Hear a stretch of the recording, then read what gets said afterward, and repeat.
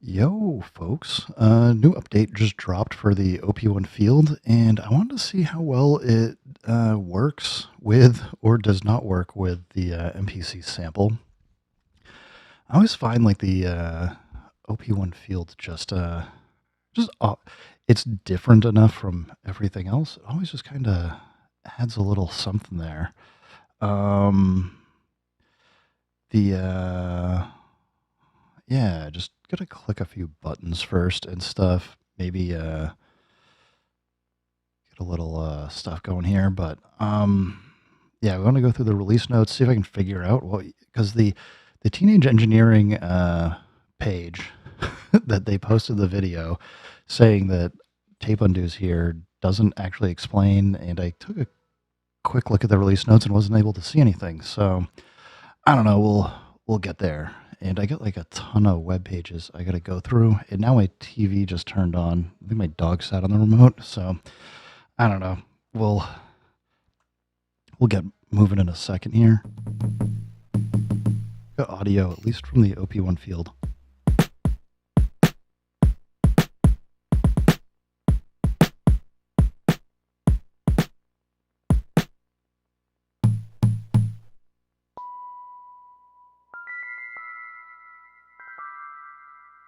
So yeah, let's see. I'm gonna click all the little buttons and stuff here, and then I'm gonna go behind me and turn this silly TV off behind me.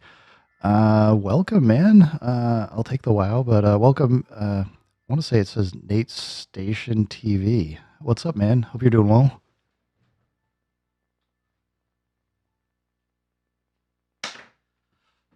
All right, the smooth jazz behind me is no longer playing. I think the microphone does a pretty good job filtering it out for all the noise gate stuff I got going, but you never know.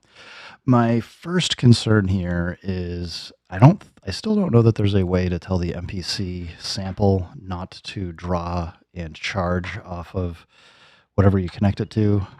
So I'm a little bit in we might get some USB ground loop noise here, but I don't know. We'll find out. See, we already got the charge light going. It's it's doing its thing. And I don't know. I don't know. We'll see if it like picks it up as an audio device. All right, we're gonna have to find out. It's detected USB, or at least it's on USB. I think they moved. I read that they moved the stuff under the system menu here, so might be a little bit of hunting and pecking. All right, this is just how I have that set up. Battery, it's fine. We got 83%. Let's go shift com again. List, is that where it is? Yeah, this is what I found before, is it just, like it shows up, but it says disconnected. And like I've gotten it to crash, so we might just be done. What's the software? Which software are you referring to? The new update on the OP-1 field, or are you thinking something else for software? Because they just updated to 1.7. I'm just kind of looking through the release notes, and it says they've added a tape undo. There's some new MIDI controls. Maybe I'll mess around with that. It says they've moved the system settings to COM and then tape 1, T1. Move MIDI options to system settings. So I think they just moved a lot of stuff under system settings, probably just to free up some stuff. Add MIDI monitor to system settings. So we should be able to see MIDI notes and stuff come through. Yeah, it says disconnected, which is like a real bummer. Like I can see it says, let's see if I can zoom in a little. Yeah, the MPC samples on firmware 1.3. I'm not aware of any more updates, and the OP-1 field is on the released today 1.7. So let's disconnect. We haven't crashed yet.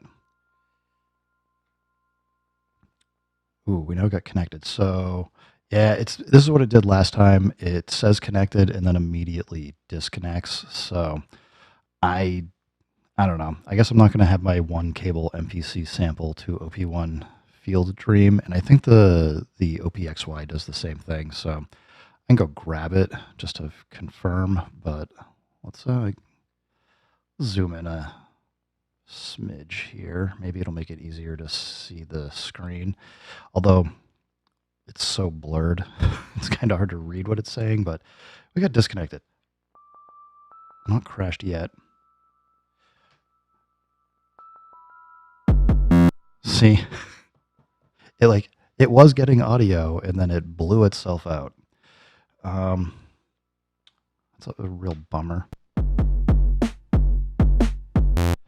Because it would be kind of cool to be able to route audio back and forth. I didn't hear any feedback loops, so I don't think it's like detecting that there's a feedback. It might just be, I don't know. Let's go to settings real quick just to see if there's like, I don't think there's a way to say not to charge. But, yeah, let's see. MIDI port. What other nonsense might we have?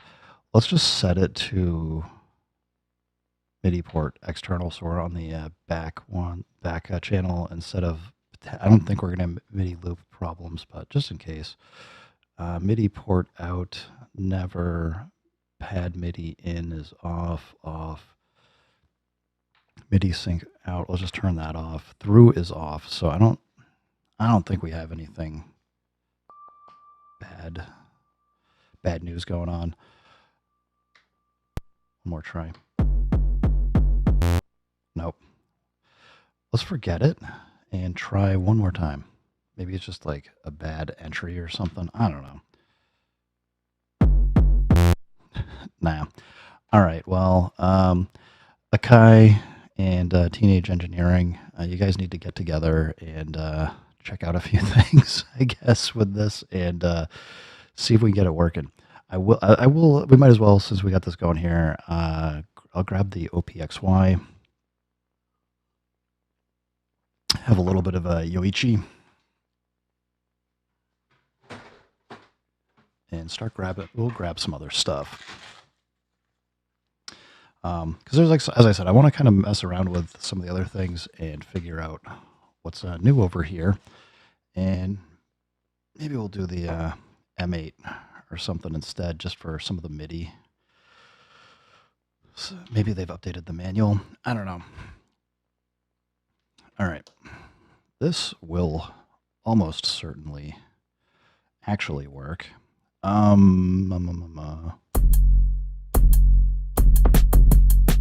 right, we're getting the audio. It's not crashing, so it's not a 1.7 update thing.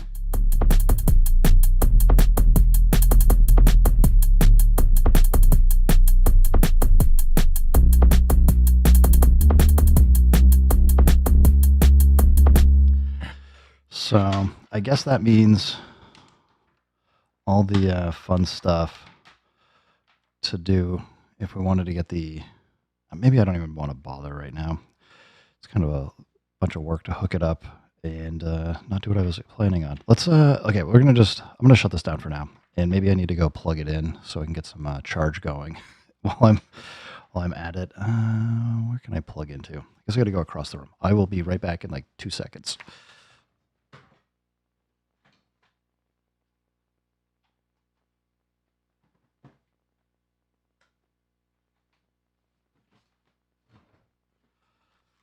All right, that was more like 10 seconds, but on the plus side, if we want to do just these two for the moment, I can actually zoom in a little bit further. I know it looks like webcam's not the best, but gets the job done. All right. So we have been told we have a new tape undo. I wish they explained how to do this. So let's keep reading through the release notes. We've got add SPP origin MIDI setting, add MIDI monitoring to system settings. So we should be able to So if we go to system, so shift and comm, system, we have monitor. All right, cool. I can see monitor here. And we can see, might be a little hard to read, but we can see MIDI events. Yeah, it's getting like note on and say it's got like a little monitor saying it's got clock and other stuff. That's actually super useful. Don't know that I need it all the time, but I know like whenever I get a device and I'm trying to figure out what the heck's going on, I'm happy to see that information over there. So it's letting me know we're getting clock. Or actually, does it say out? It's hard to tell. It's just got like a little red dot. So I'm assuming that we are getting clock. I'm probably set it up to send clock out from the OPXY and get clock in here.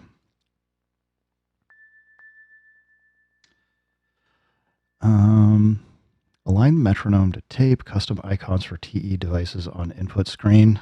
Interesting. Let's go to shift. I don't see. Do we actually need to go to system or something and let it see it? Brightness. No, I keep doing this wrong. We got to go shift comm list. It doesn't, it's weird that it doesn't see the OPXY as a device. All right, we're not hearing it now because it's coming through my microphone, which is getting gated. So turn that back on.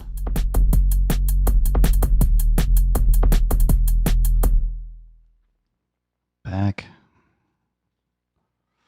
We can go look at the controls in a bit. I kind of feel like the thing is trying to tell me. Do we get play? I may have changed settings here. Let's get my brain back in order. No, it's going to be shift. No, I got to go to system. I got to go to MIDI. So we got to make sure we have clock in. So we got clock in, notes in. So we are receiving clock in notes. Got to go to the OPXY here and go system, MIDI. We're sending and receiving clock. So why are we not starting the tape?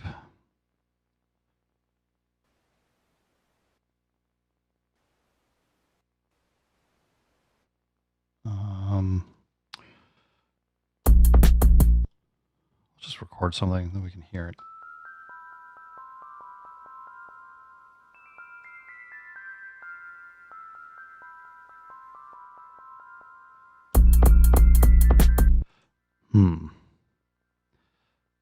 Clock. I'm going to set this to be out.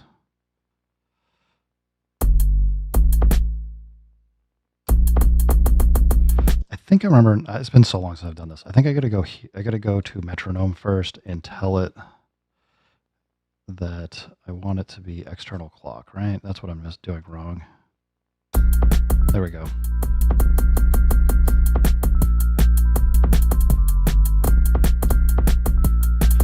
I don't see BPM. Turn the volume down just because it's coming through the mic too. So probably not in sync because basically one of the problems is we have to have a percentage. Is that telling us like how much we're speeding up or down? And maybe we can't control it because we have locked it to an external sync. Let's go back, metronome. I'm going to look again. No. MIDI sync, clock, free, beat match. This tape says it's 181. Oh, because I changed it. Okay.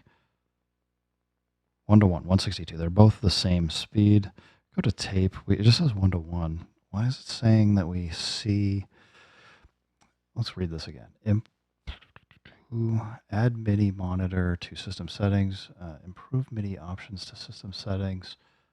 All kinds of fun stuff. Hey, BJman, what's up, man? Hope you're doing well. I'm just trying to understand some of the stuff going on with the shadow drop of the Teenage Engineering's OP-1 field 1.7 firmware update, just to understand what the heck's going on.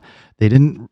Their video was interesting, but didn't actually really explain anything. I was like, oh, I'm gonna watch the announcement video that dropped 2 hours ago, and it just has a dude wearing a cardboard helmet going around and saying "do undo." So creativity award, absolutely. From a informational, what does this actually do award, not so great. And I feel like the release notes are pointing you in the direction of what they do, but I'm going to have to go probably read the manual here and see what the heck's going on, because so far I've been missing on everything except for finding the shift com system settings change. Like, they basically took a lot of stuff and just dumped it under system settings here so that it's a little bit less awkward to get to.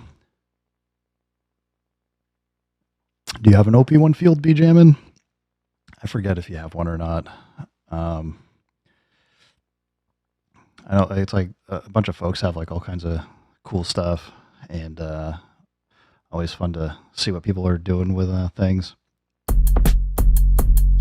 I actually got my sister's started some work that's been interesting, so I've been trying to help her with some computer infrastructure stuff, help with some like business documentation and things. So my wife and daughter are currently in Brazil, and I was like, I'm gonna go like have plenty of time to record a ton of videos, and then between my sister and my parents, like, ask it that, like, this morning they called. They got a bunch of infrastructure issues that they've been asking me to take care of. A lot of the stuff's for free, so well, yeah, I saw that there's like some of the leaks. What was it? Son Wu, I think, maybe had some stuff on tape. I'm like, whatever. Like, when it comes out, if it comes out, whatever it is, cool. I know there's like a teenage engineering mixer in the noise out in the ether as well. So I don't know. I got to figure like all these companies are always working on stuff. Um, hmm. So tape. How do we do undo? Did they like hide it someplace? Because it's not. I doubt it's going to be like shift lift. Like, that's like a pretty standard thing. We want to. I would imagine the undo is you play some stuff to the tape. You don't have to lift it or do any of this shenanigans. You just hit a button to undo it. So I'm going to the manual because I'm not going to find it apparently. Let's see, guides and downloads. OP-1, quick start guide, probably not. User guide, maybe. I think this is this is the OP-1 field doc, so that's not going to help me. I remember, there it is. I remember back in the day when like their website had like nothing going on, so it was easy to find stuff. Search for undo. Not found. Is this going to be one of those like things I have to go to Reddit and see what the heck somebody has posted for this? Because I'm striking out right now. Index tape, drum tape mixer. I think they haven't updated their guide. All right. I was actually doing like a YouTube search for OP-1 field tape undo and couldn't find anything. So it's so new. It hasn't even been cached wherever. Field tape undo hasn't been cached out there. So press the drop key to undo. Press the drop key to place it at the center of the tape head. You may repeatedly press the drop key. This does not sound right. Okay, here, of course, there's a Reddit post. Let's see if somebody's tape undo. Hold the tape button and the left arrow to undo, or right arrow to redo. I mean, even one level would be pretty awesome. All right. Why is it starting? That's not what I want. I want it to like hold until we get going. All right, let's just play. Let's turn off. No, we need that on. I got to go the other way, right? I'm going to have to go out from OP-1 field, have this be the output if I don't want to have this playing and also record stuff over, which is not what I'm looking to do.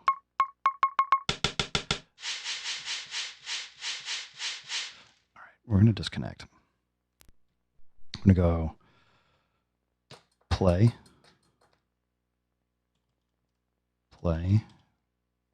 Oh, I got to set the mode back. External MIDI clock. All right. That gets us in business. Tape, play. Now we can just hold record and hit play so it just stays in overdub mode. And why am I hearing nothing? Oh, because the volume's turned down.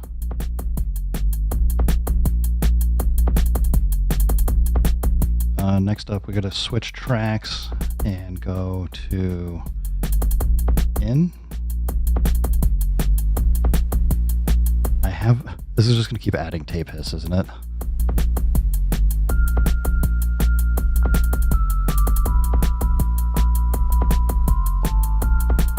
All right. So it was hold tape. I don't know, does it keep... Let's hit play. So we like have that. Let's like just play some weird stuff on top.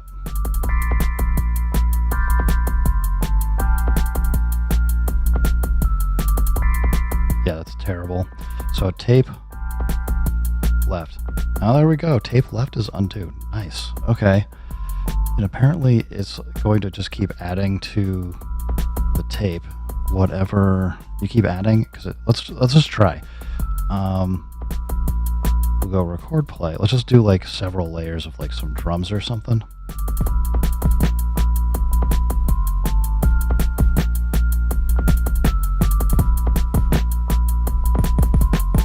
I don't really care. The important part, I don't care that I'm out of time and everything.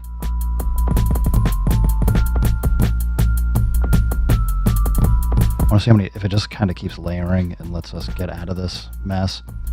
Let's just hit play. It's gone. Okay, so anybody that's out there and wondering, apparently as long as you stay in record mode, you can keep doing it. We can put that hot mess back in if we want. Seems like it's staying in time. You can take it out. All right. I mean, like, it's not like a super looper here for like what you could do, like some like the Roland stuff or whatever, but I'll take it. Like, if in a pinch, this will work for trying to just like, if you're just outperforming or something and want to drop some stuff, I'm down.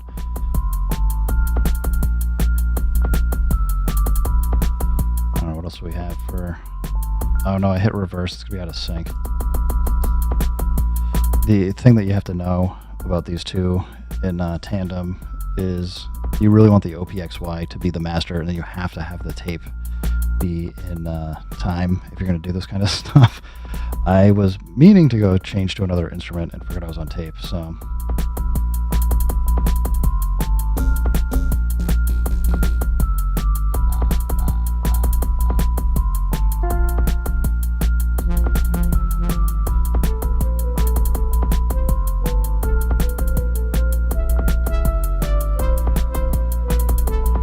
I know I'm playing in two different keys too. I'm just playing in C major, and whatever is playing down here is not C major, but again, we're playing.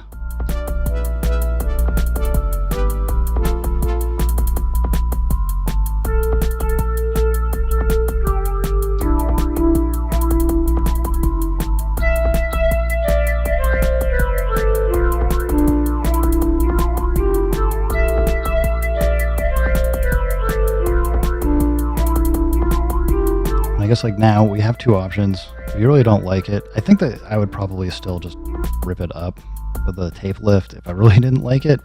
The nice thing about the undo, because like before when you would go do a drop, it's going to drop the tape wherever you are. And that's probably not what you want, because it's very hard to line this up. If impossible, possibly. So I can now grab it, just get rid of it, but...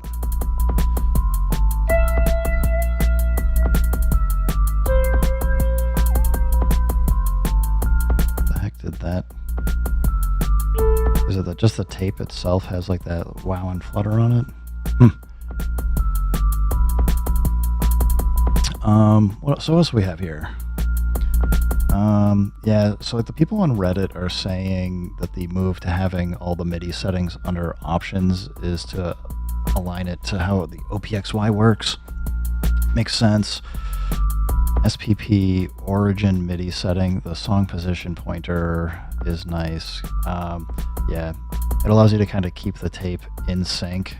So there's probably some extra things that I would need to look up to see how to get that to work, but I'll mess with that some other time. Got some BLE improvements. I did see that they, like some of the knockout WIDI stuff I don't have, but that they've improved that the knockout WIDI connecting to the OP-1 field. So that's kind of handy if it does work. It says new device list design connecting the OPXY to the OP-1 field via USB-C. I can see the OP-1F on the XY, not vice versa. Interesting. Let's go see what the heck that's about.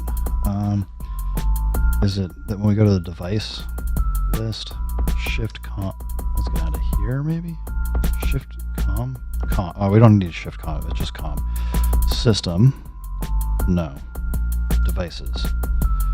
So we can see OP-1 there. Is this what they did? They just added a little icon? No. Nothing fancy. Okay.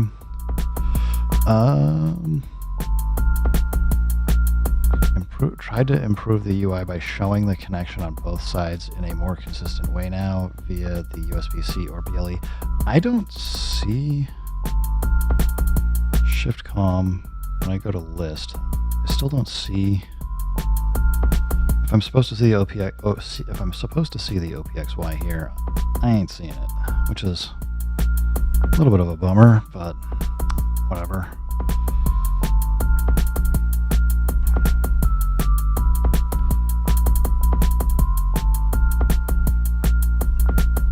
This is interesting. So somebody says, never understood why both machines have a comm system MIDI page that lets you change the clock notes other setting, and yet when you connect them to the other gear, the devices page shows clock notes other again. Which ones override which? Are the system ones some kind of default? Never made any sense to me.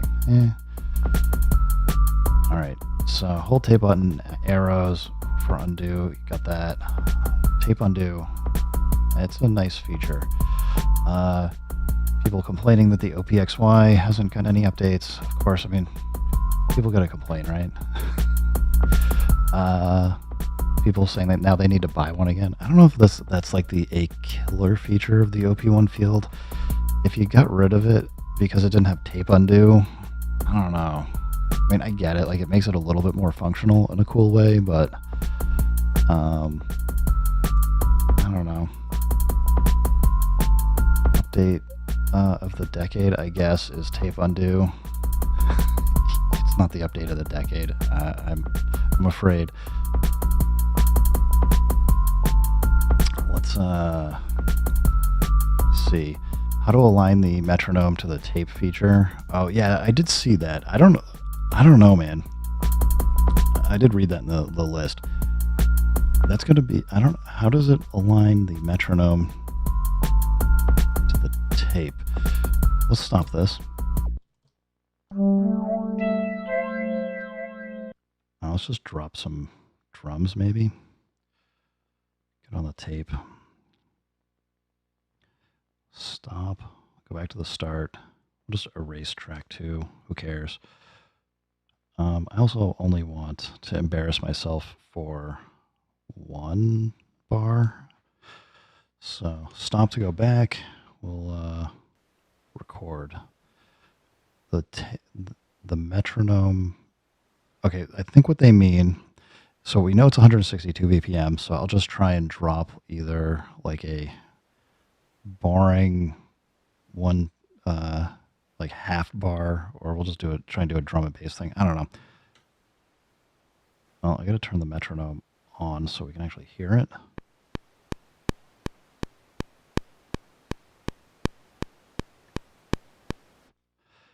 Why is it not holding? Or is it? There was like a button. I swear there was a button. Oh, maybe that's right. You got to hold it and then just push it.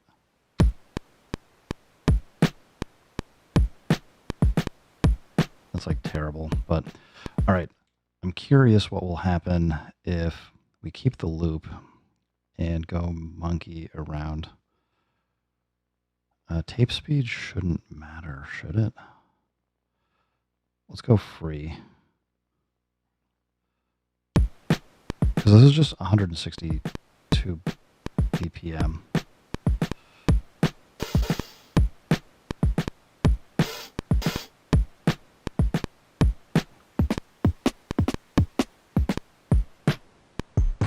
I mean, I know that this matched before, so I don't feel like this is what they're talking about. Is it going to match correctly if I make the loop incorrect? Which I doubt it would do. That wouldn't make sense. Like, if we just screw the thing up here, we go out. What does it do? Yeah, it's like still playing at 162 BPM and doing what I would expect. Oh well. Maybe we're done. I do want to get the check a few other notes just to see if anybody else has anything else interesting. People praying for multi-outs on the OPXY. People complaining that this update's only for the OP-1 field. Okay.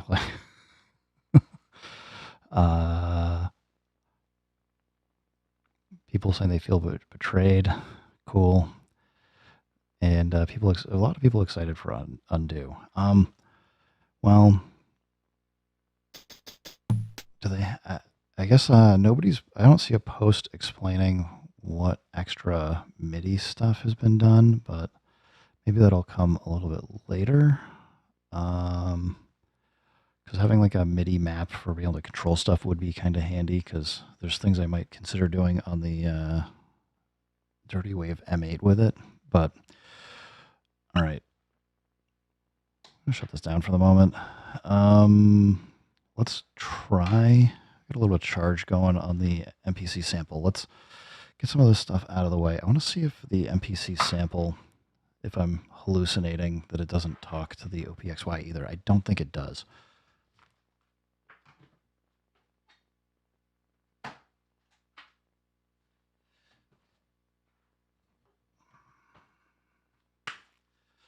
All right.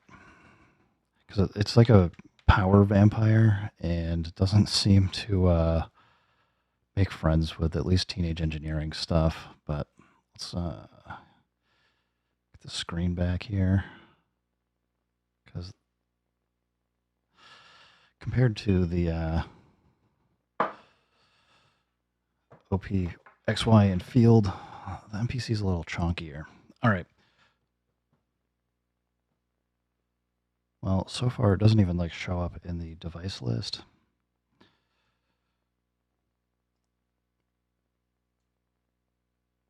You can see MPC live, but oh, MPC sample is there, and it's doing the same disconnect thing. So I don't know who to blame. It might like it could be that it's just. So I bet you it does the same thing.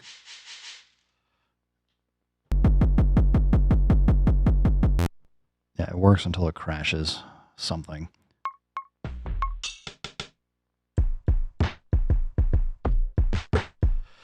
That's just sad and a little unfortunate, but it is what it is. What was I planning on even doing today? I did spend like almost 3 hours the other day deconstructing the Amen break on the Dirty Wave M8. I don't know, do I want to do that on the MPC sample or something? Or do we just goof around? I can clear off my MPC and just do some stuff. I did also see Native Instruments has a few new packs for the MPC Live and just the main core MPC line. So I haven't gotten them. I don't know if folks think that they're interesting or not, but I have been so out of the Native Instruments sample pack scene. Like the last version of Complete I had was Complete 3, maybe. And all that stuff just ends up being new to me. So, all right, we're migrating.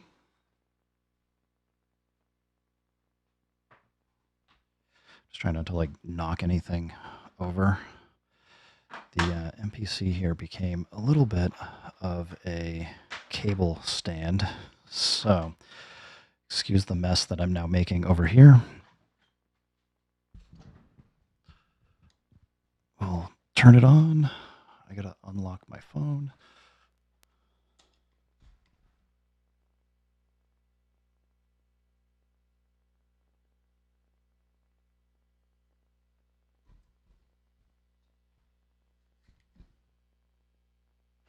Almost there.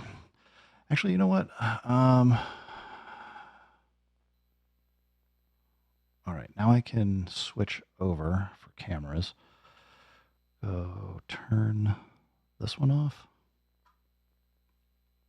I do need to make some time. Oh no. It's not displaying anything. I guess we try again. Switch that. That's no good. Switch back. Earth to phone. My phone's got a better camera, but it's also charges almost gone. So I got to stop complaining to my Donner about not keeping her phone charged because apparently I'm doing it myself today. Where is this cable? The picture is messed up. Why is it locked? Putting my hand in front of the camera and not working. Try again. There we go. Hello, hello. Hey, everybody. We are still out here. So, I don't know. I kind of get some beat battle stuff. Beatbattle.org has their STBB Forever number 999 this week. It's due Thursday at like 6 a.m. Eastern time. And so I got like tonight, I could try and do something or just pass and just say I'm doing number 1000.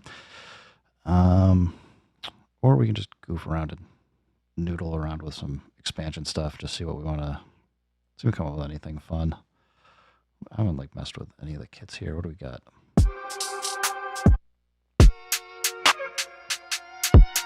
Oh, it's kind of fun.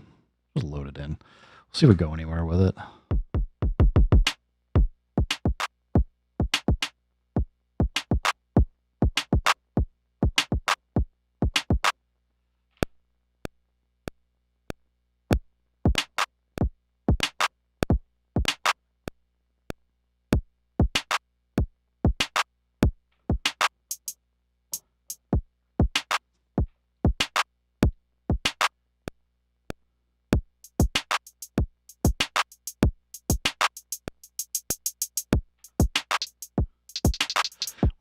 That was a crash, but it's fine.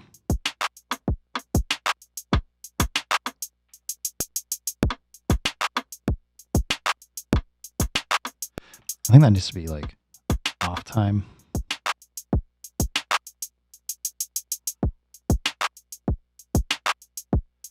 What are we doing volume wise? We can at least turn it up a little bit right now.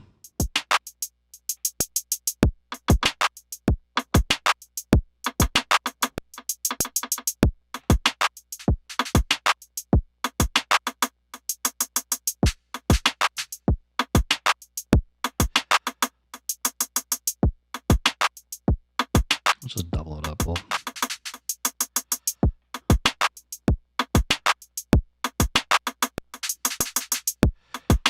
I don't know if I quite like that.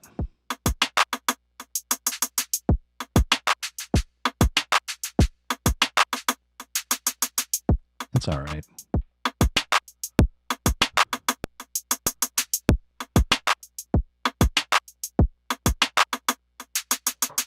Let's see what this bass is.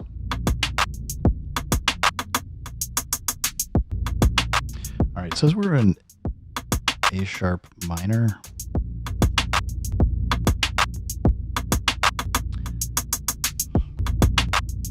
I don't know, it just feels like really too deep.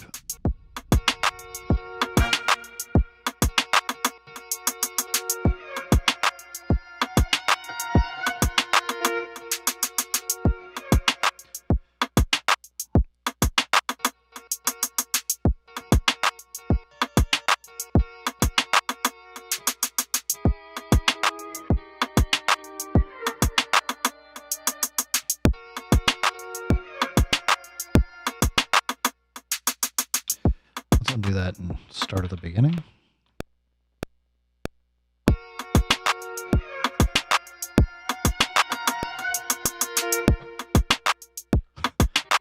Thought I hit it.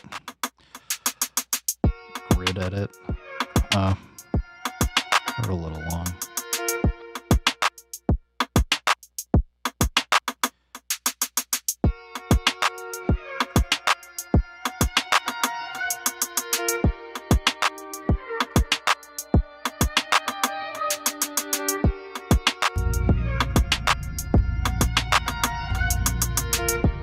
Clicky.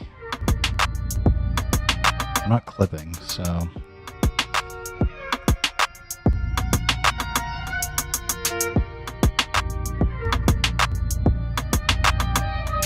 right. I guess like that just needed a little taste of envelope at the start.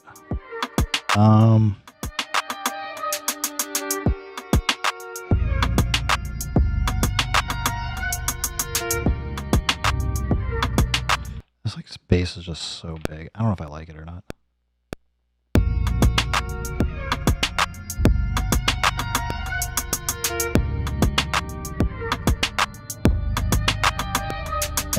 Let's find something else.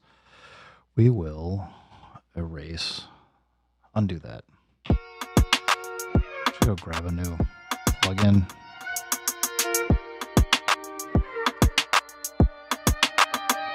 Iona, maybe?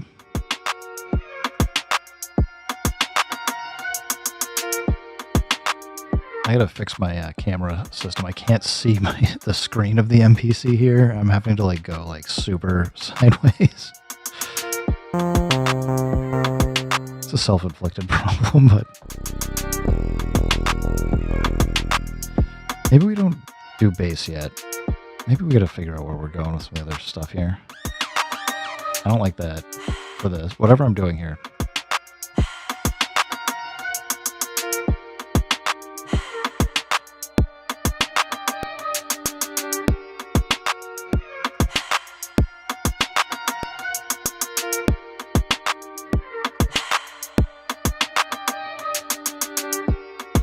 Yeah, let's actually, I kind of like it a little early, actually.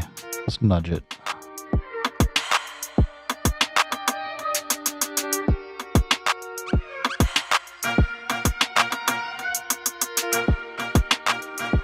That down lower.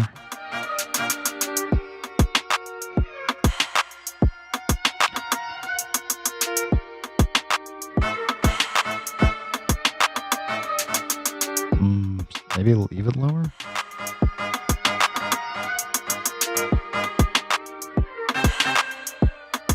Or maybe I just don't like it. I don't know.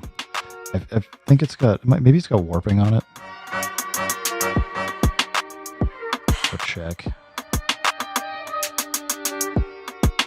I want like it to be really low.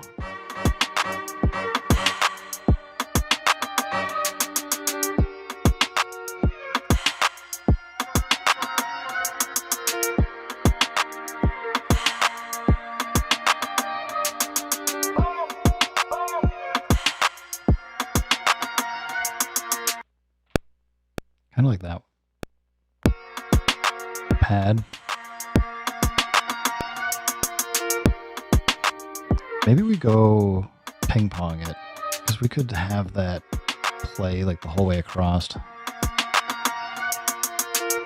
Have it flip backwards at the end. Could sound good. We'll see.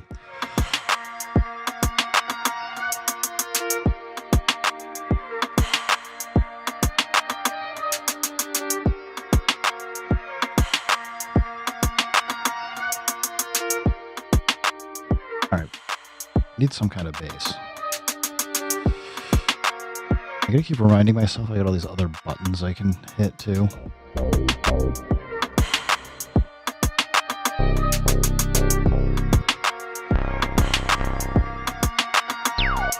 Not that.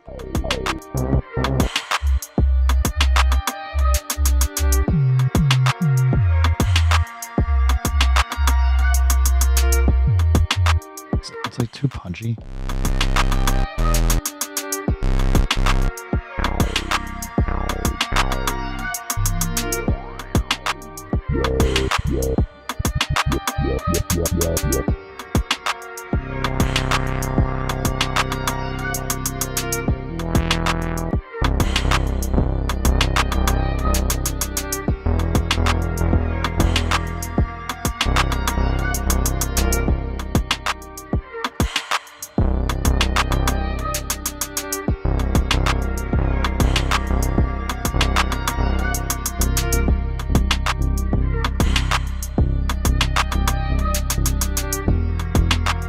I think we need to go down.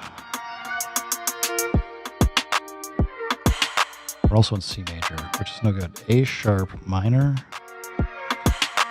A sharp minor.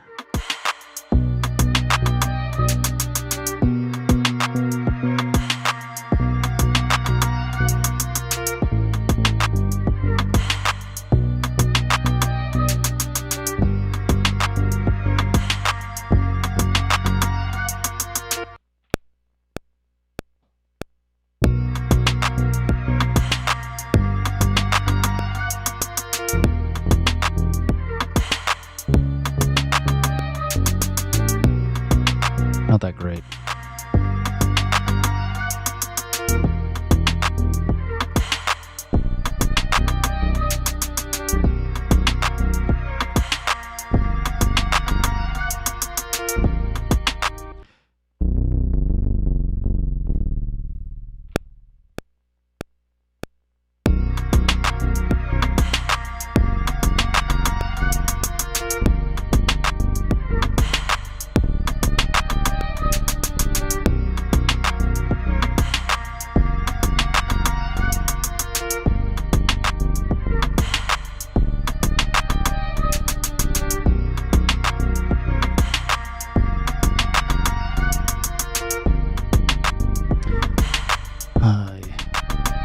I got my wife calling me. Let me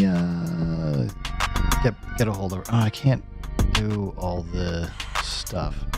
I'll get a hold of her one way or another. I'll be right back.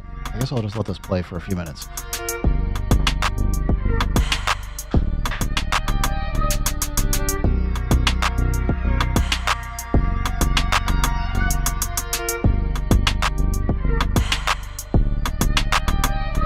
I guess my daughter wants me to talk to her for a few minutes. I guess she wants to say hi for Brazil.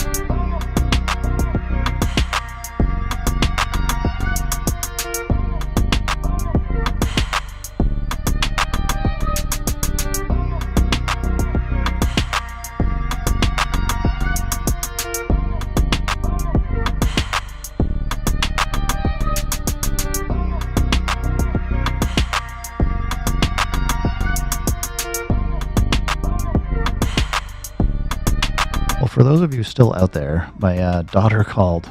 She was a little upset that she just got accepted to a college that she didn't want to go to enough, that she didn't even apply for scholarships or anything, and now she's upset she didn't get a scholarship, even though she didn't apply for them. So she wanted my help crafting an email, and she's currently 4,500 miles away in Brazil, where she doesn't have incredibly good internet, so her phone kept dropping out, so it was a little hard to help her, but she's helped.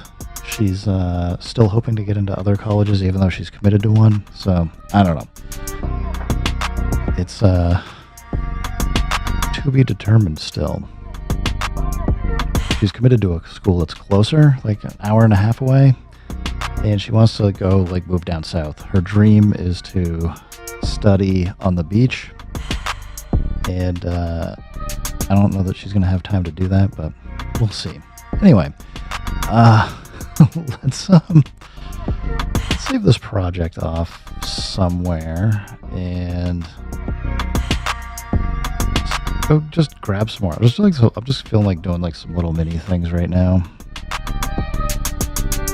So we'll just get a directory going. What is it? The 29th? Yeah. New folder. 04-29.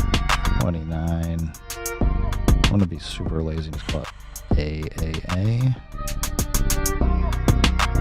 Got more than enough A's now. Write this one out. Let's go new project. And see what we can get ourselves into here.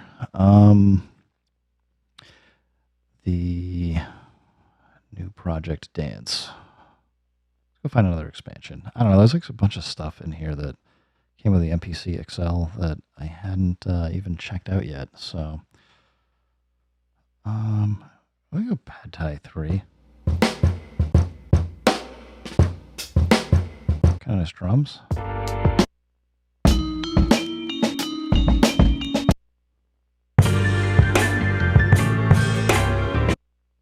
Cool.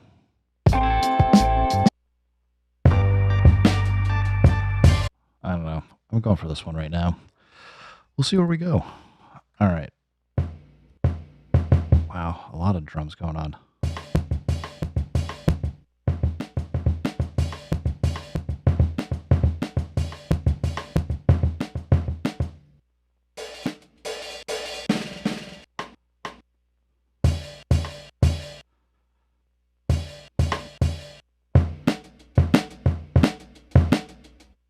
I don't know. Let's go.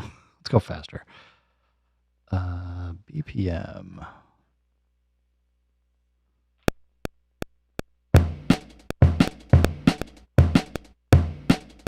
Man, I must have been like super out of time. Hell yeah.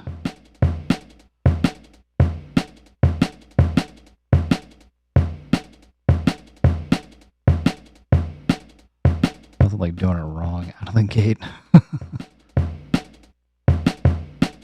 Or what the heck am I doing here?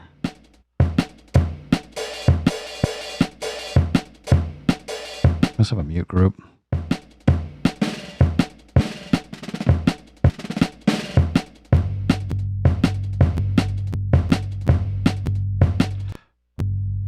Why are all of these samples needing a... Like, what the heck? This is upsetting me. What in the world? Alright, let's go sample edit, I guess. Right, of course it sounds fine. Playing it. What the heck is going on? Are we in... Is Warp doing this to us? Yeah, it is. Alright,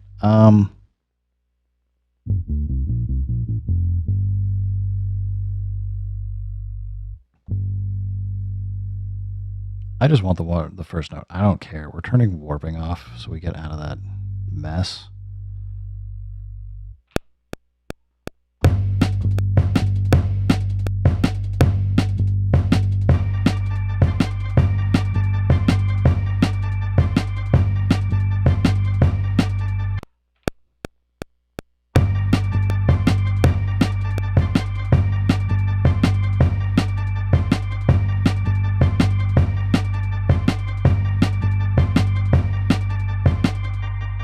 Oops, I just turned the loop off.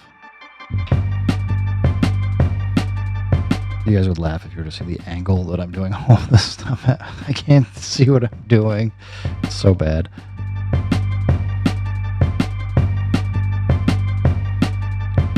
Alright, we doubled it because I wanted to do some 16 level mod effects on this.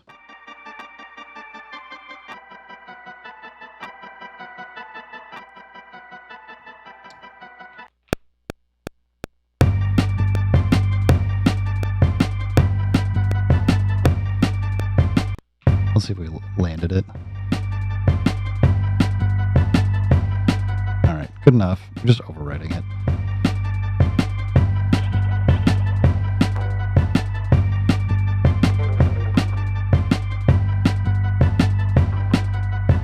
This is we're in G minor. Let's go notes. Dial in G minor. Some strings or something. We'll go fabric, but I gotta turn off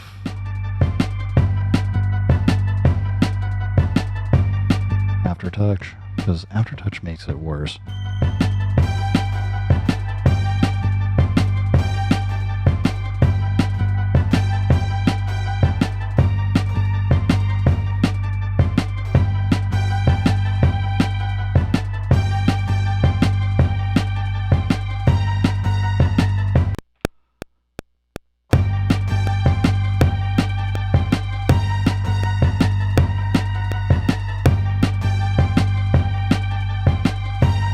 First note louder, or the other ones.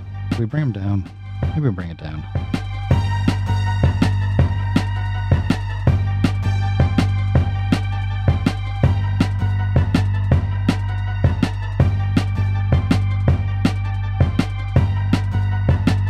All right, now I can have both headphone ears set up. All right, let's go kind of keep goofing around.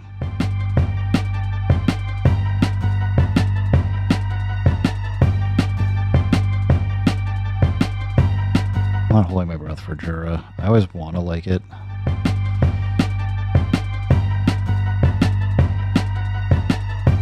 Try lead.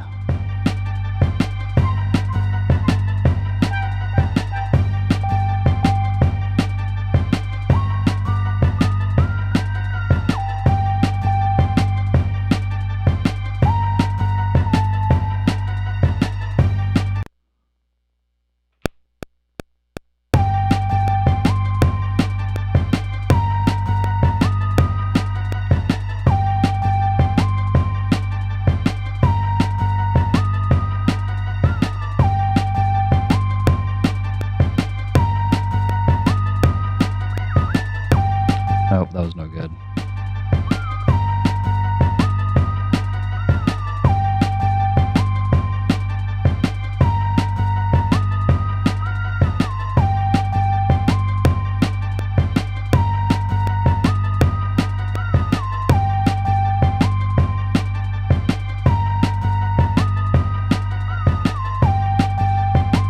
Timing's not quite right.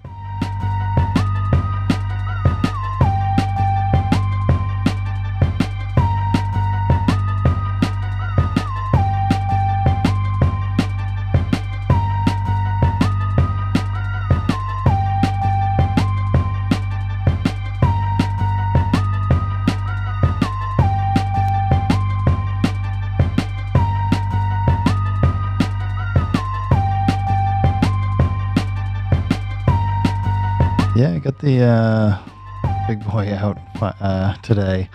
Oh man, am I missing stuff because I have top... I guess I can see like over here, but yeah, I don't know. I started with the OP-1 field. I figured out the tape undo redo, which is, it's handy, but figured we can goof around with the MPC XL here. But yeah, how you doing, man?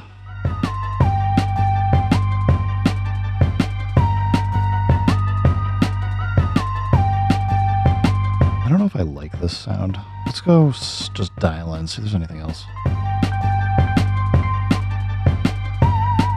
Spooky is terrible.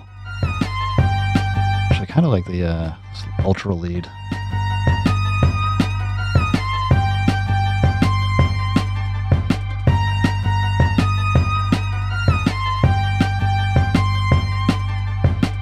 Let's go back a couple tracks. Let's go pad mute. I thought it was those two.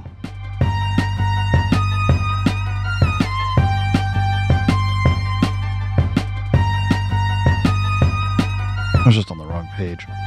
Why is it bouncing back up? What the heck?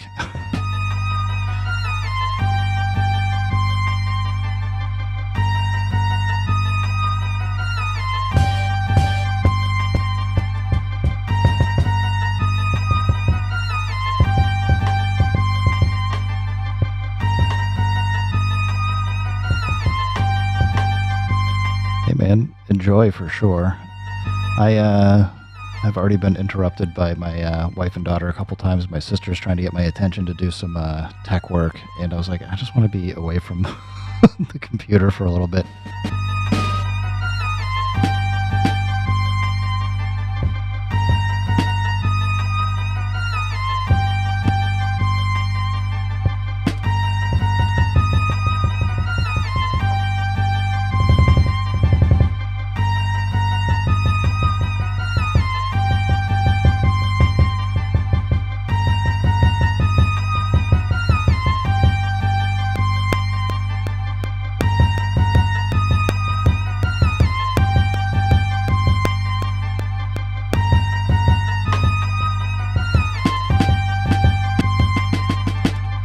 Must be in a mute group.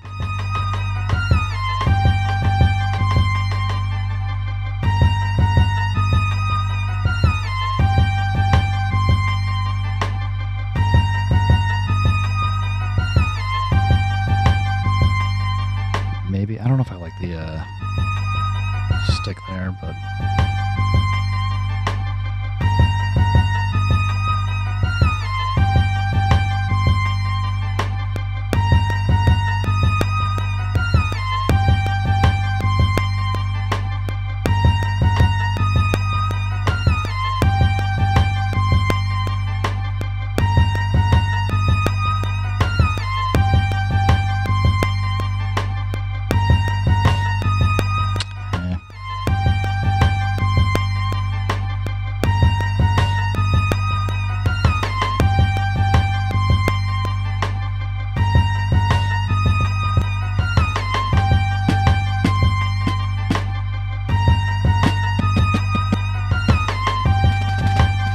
we need some hats. I think that's what we need. Let's go to page B.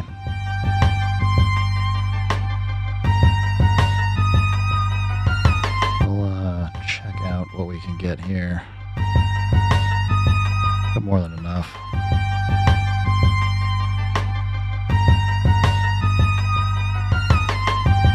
Let's go check out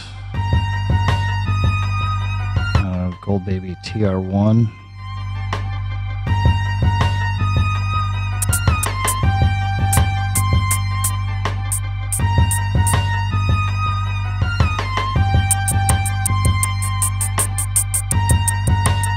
Is this in a mute group? Oh my gosh.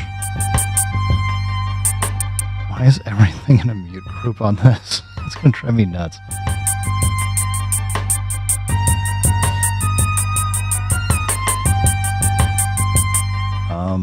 As far as RAM, the MPC XL has 16 gigs of memory. It is so much more than what I would ever need for almost everything I would ever do.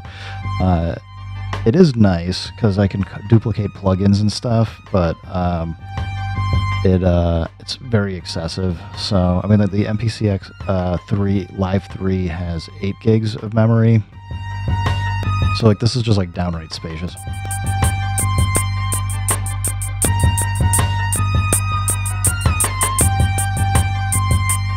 Alright, I want to put some pad XY on this. Maybe not, like, too crazy.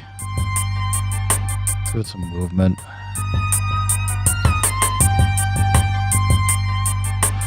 As far as internal storage, I think it's 250. I think it's 128 for the MPC Live 3, and I think it's 256 for the MPC XL. I installed a in the drive bay. I installed a SSD drive that I had kicking around. So actually, I installed the SSD drive from my MPC Live 2. So yeah.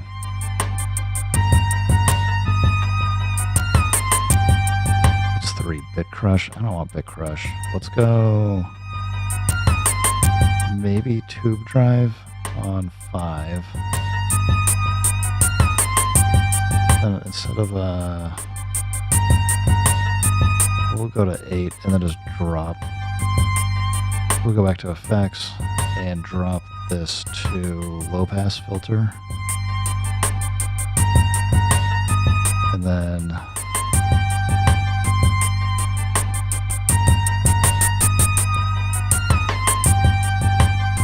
I don't know, I'll just leave it.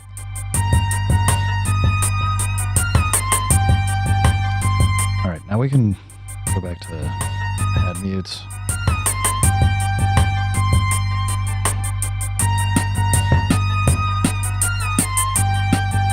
I want to crash still. Let's go dig for a crash to put here. Or not pad mute it.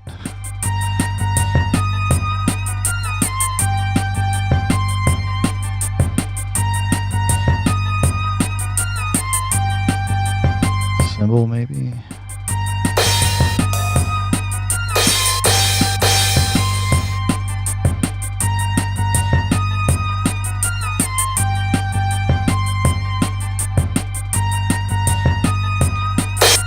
Take this out of your group 1 as well.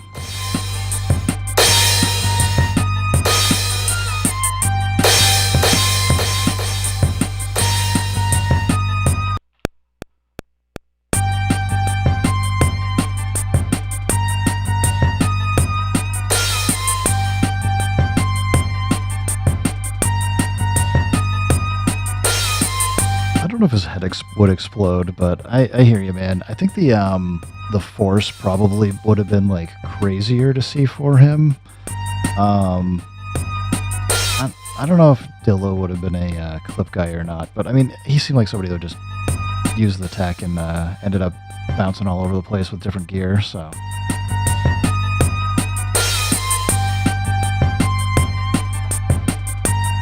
Dude, living the upside down, like. That's why I keep saying, like, if it sounds good, it is good. Like, who cares if it's correct or not?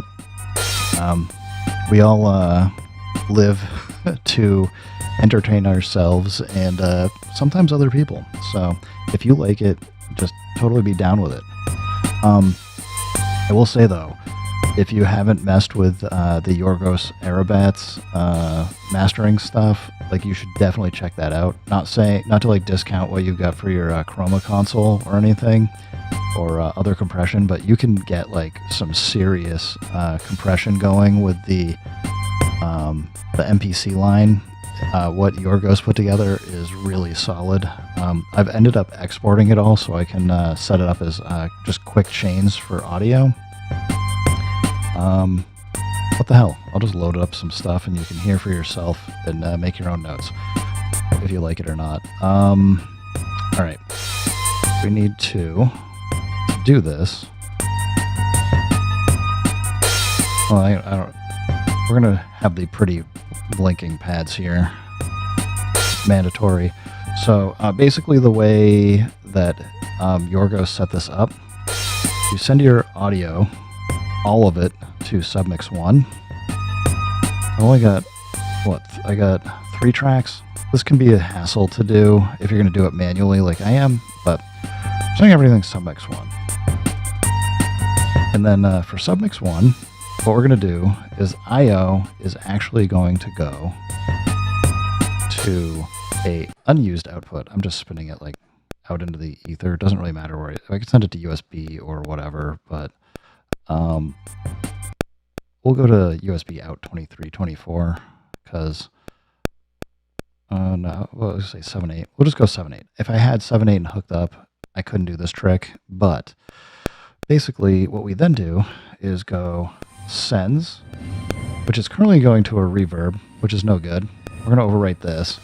Send 2's delay, and then send 3. We're going to turn these into, once I get this change going, is we're actually going to change these into basically low, mid, and high band passes.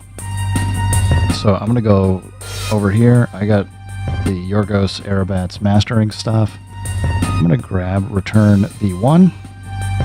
This basically is just going to capture the bass.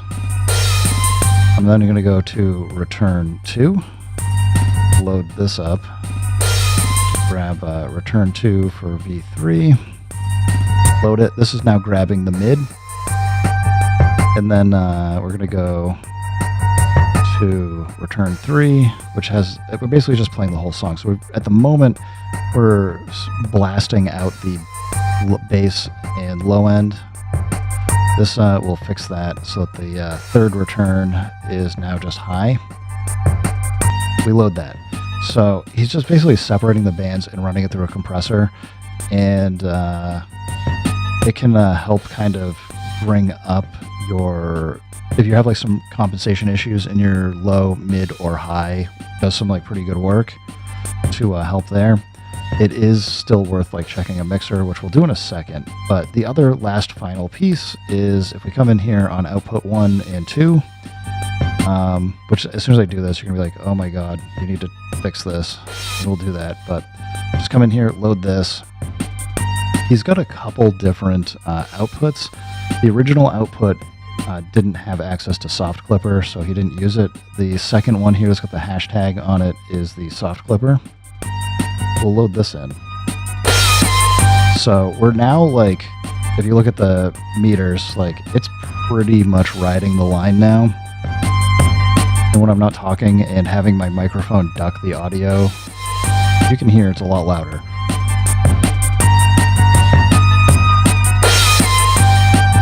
This is not saying that don't use the chroma or anything else, but this is where you'll start getting into like, okay, the drum, the boom bap kit here is like way too loud. I'm gonna pull that down to like around 6 dB. This is probably too loud for it as well.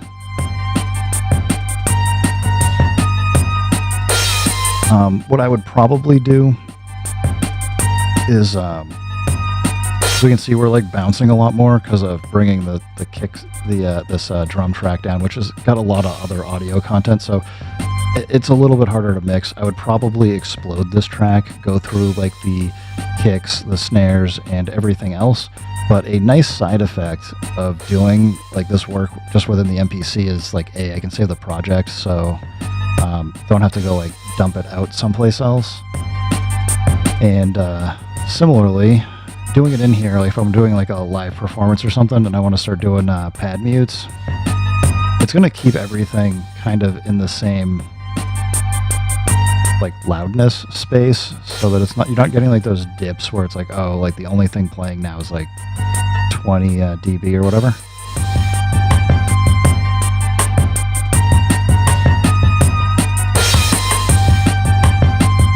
I still need to go through and like tweak some of this stuff for just my general usage, but it does seem to like help a lot. I need to create, well, the reason why I don't have it set up as a template, and I mean, I probably should, but I'm usually kind of like moving around, and one of the last things I want to do is usually drop in mastering. So the way Yorgos Arabats firmware version 2 would work is you'd kind of import your tracks into his template. And it was pretty seamless and worked pretty easily.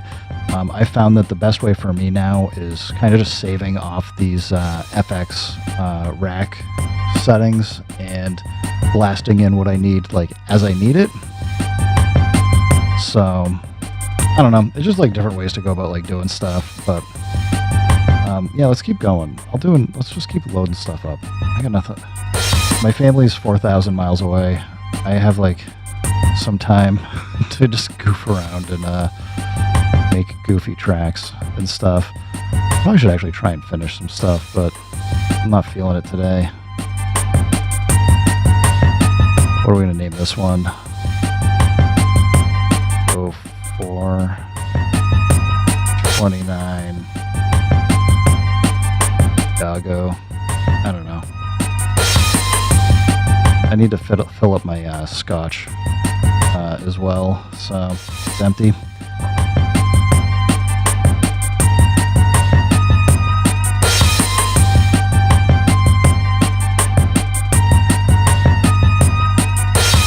Yeah, I mean, it just depends what you want. I totally get like having the chroma because like you just put it like after and just record off of that. Like I'm not, as I said, like I'm not saying anything bad about it. I haven't used it. I know I've heard it in some demos and stuff, and it absolutely sounds good. So I kind of put that in the same space as like the analog heat and stuff. Like you just get some really nice audio sweeteners at the tail end of your chain. Just record some stuff or set it up in an FX loop so you can resample, and you can just get like really nice sounds out of it. So I'd say congratulations, and like use the hell out of it, especially like if you like it right now. Just like keep just jamming through it and get some awesome sounds, man. It's absolutely when you're excited, having fun, and doing cool stuff, it is like it's absolutely the best. So I don't know. I don't know. I don't know. I don't know. I kind of want to like clear off part of my table and get the access virus back up here again, but that might take some time. I at least got the Waldorf Iridium. We could power that up. You know what? I'll just power it on just in case. It'll be good to go.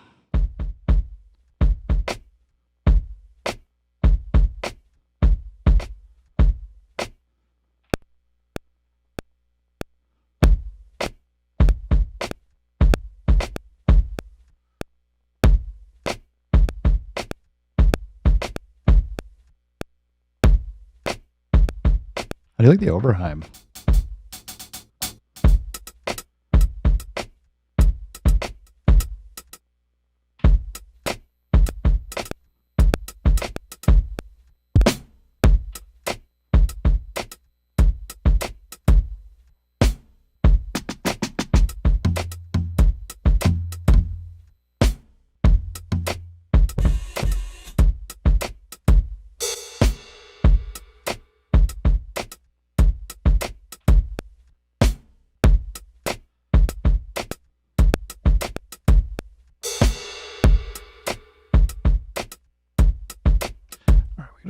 Fix this goofball. I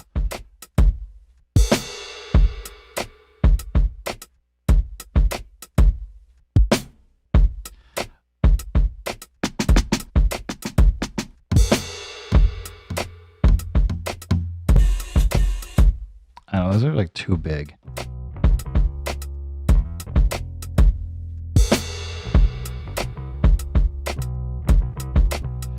I feel like I could use that maybe if we go to sample edit and chop it up or something. It looks like a hot mess.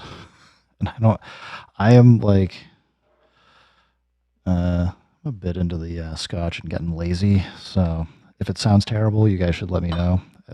Maybe the corollary, if it sounds good, it is good, is if it sounds terrible, it is terrible. But yeah, you let me know if I'm going off the rails here. All right, we are into, I'm going to try threshold chopping.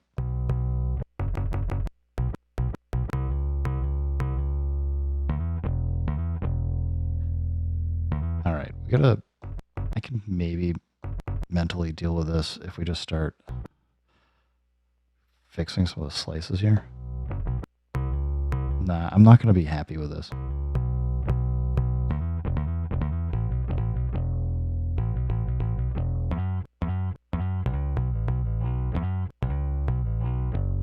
Oh, sounds kind of cool though. Let's try. I'm gonna go threshold again. I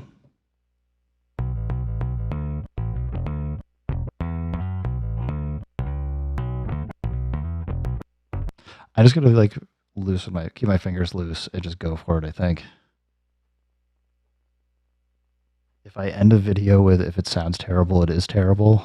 I mean, I could just say it and end it right now, but as I said, I'm just kind of goofing around. So if you remind me, if you're still hanging out, I will go for it. Can you hook up a mouse to the MPC? Um, I'm going to say no, because what you probably mean by this is if you're in standalone, can you hook up a mouse? And that would be terribly useful. Um, just so that you don't have to be fighting with the touchscreen all the time. If you do go through and go for controller mode and use your PC as the interface, then yes, of course you can use a mouse. But I know that's what most people don't mean. So, all right. Are we doing 16 levels or are we exporting this? I think let's just go convert it. We'll see if I have like any of that fun stuff in me that I was just doing, or if I go terrible here. It's off. I'm off.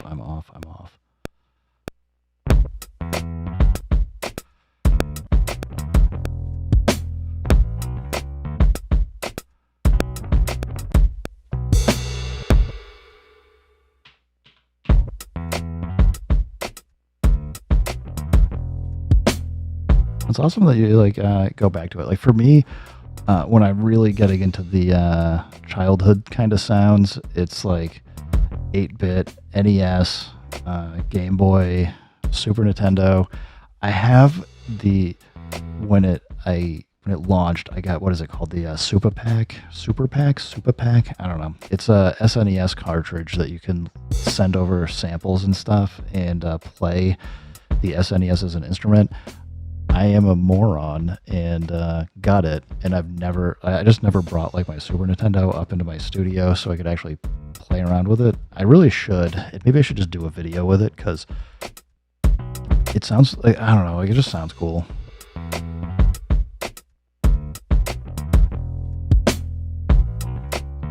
But yeah, like I don't know, I tend to like go for I don't even know, like I have people ask me like whatever style I'm making. I'm like, I don't know, I'm just go for whatever sounds kind of fun or cool. All right. Like I don't even know. I know this is out of the lo-fi kit, but this already doesn't sound lo-fi to me.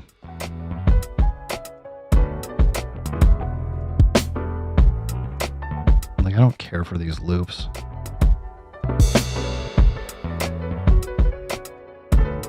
See, maybe what I should... So, as my birthday present 2 years ago, my sister set up on my YouTube channel where if you go down below, I think you'd still see t-shirts and stuff down there. So she put like a few together and put them up. She got one for my wife, and I think that's the only one that's ever been sold. Maybe I should make one though that says if it sounds terrible, it is terrible, and ask her to put that up. She'd probably be into it. I have to come up with like a cool either font, find a good font for it, or like a cool graphic with like I don't know, like a broken MPC or something. I don't know. Like maybe I could just draw one up or do something fun with it. But I'll see what I could do for you. Freedom. We'll see. What are we in? Technically E minor. All right. Let's go notes. E minor. Hopefully it's close to natural minor.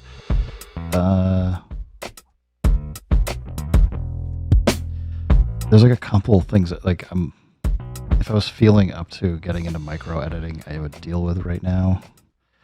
Maybe I'm gonna actually like Jira for this track. Let's try ARP Poly. It's too loud.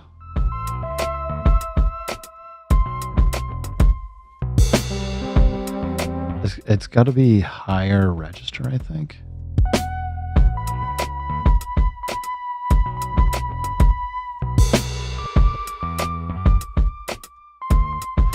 Yeah, this is where now I'll say like, okay, fine, I'm going to like.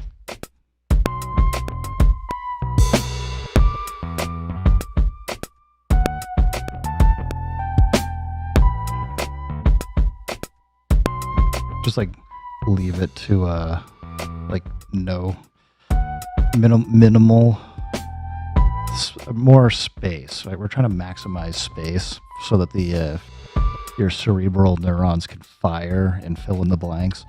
This may be even like too much going on.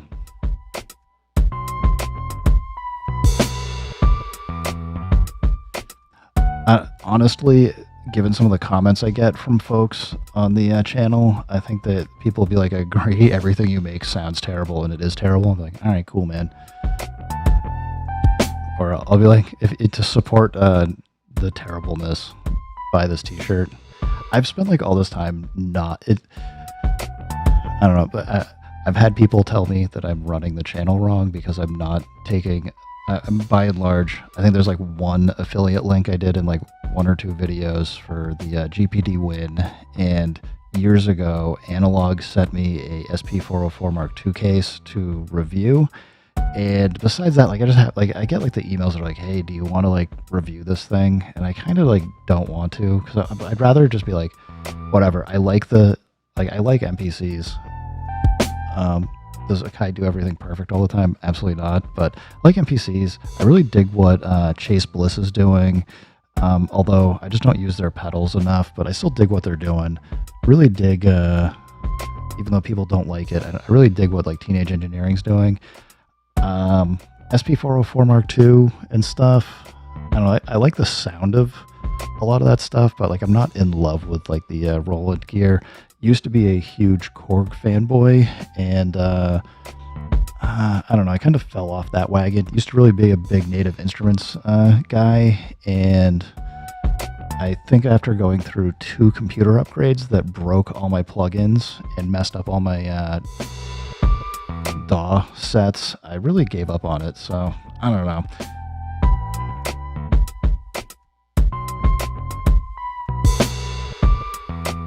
Fabric vintage stuff is pretty nice. If anybody has an MPC and hasn't checked it out, I would say go do the trial. Like, just go to see if you like it. I mean, I get it. Like, people don't want to spend that much money for a Rompler. They probably should have made it a little bit cheaper and just packaged it all together in one thing, because it's really just a little bit better key group with like a new skin on it. But I mean, it's super usable. So on that said though, Iona's like really good too, and like some of the other like actual synths are quite good. So I can totally understand people not wanting to justify getting something else. While I'm goofing around, I want to get the Waldorf doing something. Let's see if we can get anything out of the Iridium.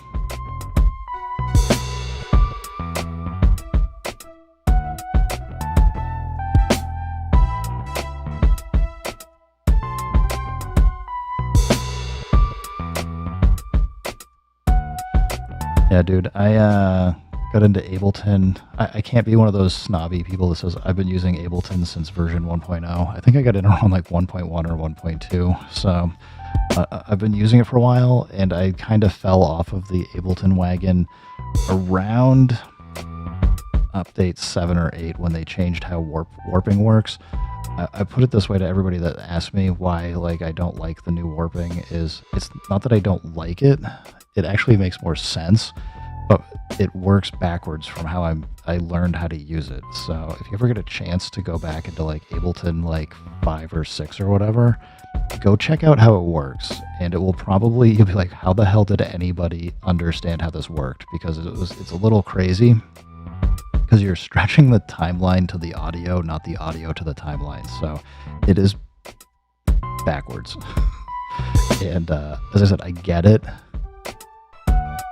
but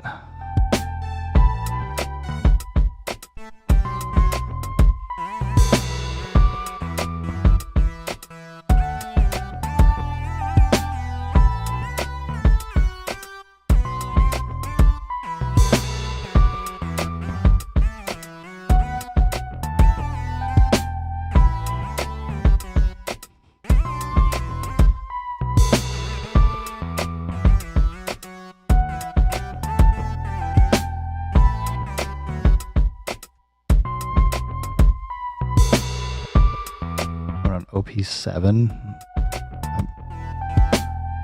If you mean OP-1, I get you. If there's OP-7 that I'm unaware of, maybe there's something in the news I missed, but... Or if you mean TP-7, I don't know. I got a TP-7. I really dig it, but the warping on the wheel is really a problem.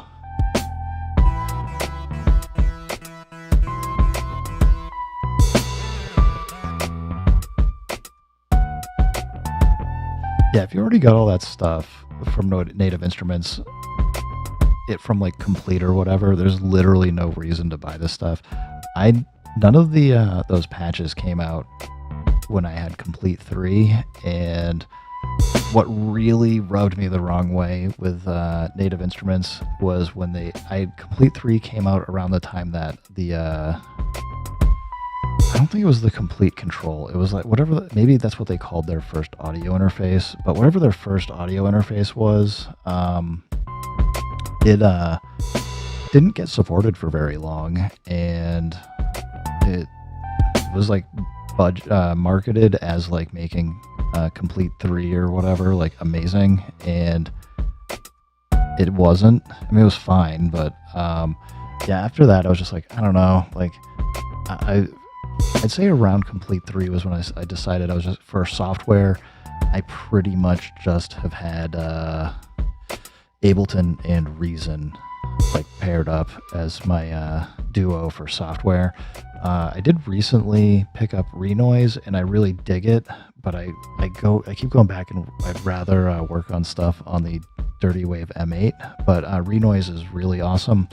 And my partial Korg fanboy decided to, a couple years ago, get back into the Korg. I forget what they call it, but it's like their pack that you can get like for a couple $100 or whatever, like all the Korg stuff. So, yeah, I mean, I was using Fruity Loops before it was cool, and then it became cool, and I don't know if Fruity Loops is fine, but I got like I actually upgraded my license to from like, I want to say the last update I had was like 2001 or something. Like it was, no, it had to have been before that. It must have been like 98, 97, 98. I don't know. I mean, I was using like in Microsoft DOS, like running trackers and stuff for a while. I was always jealous of my friends that had like the Commodore / Amiga tracker stuff, because like the mod scene in there, there probably still is a decent mod scene for DOS, but the mod scene for Commodore and Amiga was like completely insane. I don't know. It's all whatever, right? If it is good, if it's good, it's good.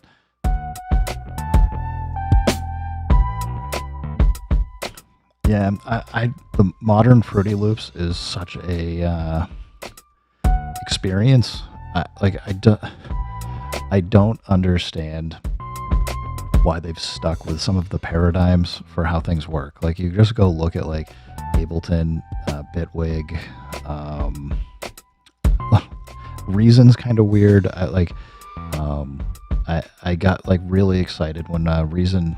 It wasn't Reason Studio. It was before they kind of did that rebranding. They had like their studio thing that was like, it's a mixer and just like a timeline, and then they merged that into Reason. So like there's like, I think I skipped like Reason, I want to say 8 or 9 to like 10, and then I was like, there's like a bunch of cool stuff over there. I should go like check out what they're doing again. But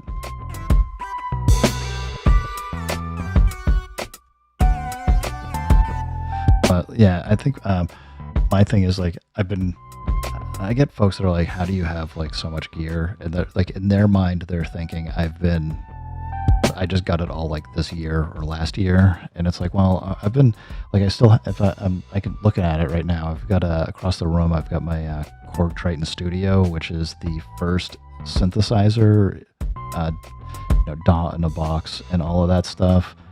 That was like the first piece of hardware I bought. Before that, my very first like real piece of software that I got that I was making legitimate music with was Acid Pro 4, I think, whatever version it was. It's Acid Pro DJ and I think that was also Acid Pro Techno. I got it at Best Buy, and that must have been around like 99 or 2000 or something, if I remember correctly. Um, I made so many tracks in Acid, and like they had what was it called? Man, they had like there's like a website that you go to. People are posting like tons of tracks, and they just like this, like everything else that's kind of cool. They weren't making enough money, got bought out by Sony, who took all their loop libraries, rebranded them and stuff. So, you know, like I got a ton of Acid projects sitting around that are incomplete. I've got the mountain of shame of like at least 2 or 3,000 Ableton Live projects that have just never been finished, and now I'm building more. Like you're seeing me tonight, I'm making like 3 or 4 like little 4-bar loops that I'll probably unlikely go back to.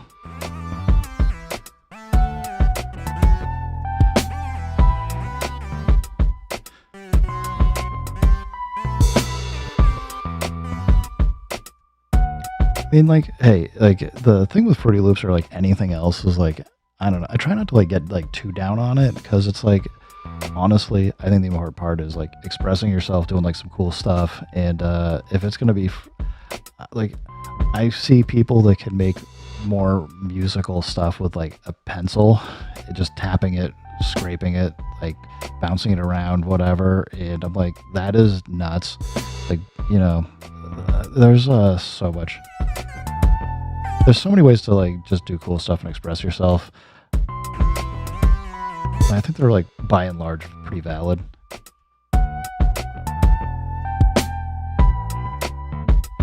I have, so I'll the problem with them that you probably won't like, because I have my entire like late 98 to about 2006, I want to say, I had a subscription to the Sonic Foundry.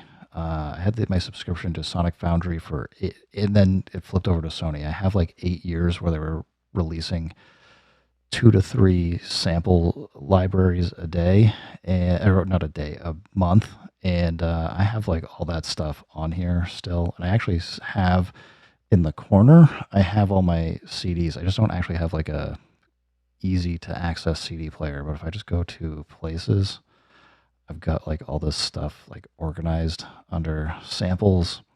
I've got a lot of computer music, a lot of future music CDs that are from like when they used to put them on the magazine. But yeah, under like style is where I get a lot of this stuff. So like, what's like a good example here? Like even like ambient, you'll see like I just renamed everything to just like Sony because I'm like, whatever, it's Sony bought it. But like I like these like old ambient grooves stuff like that album.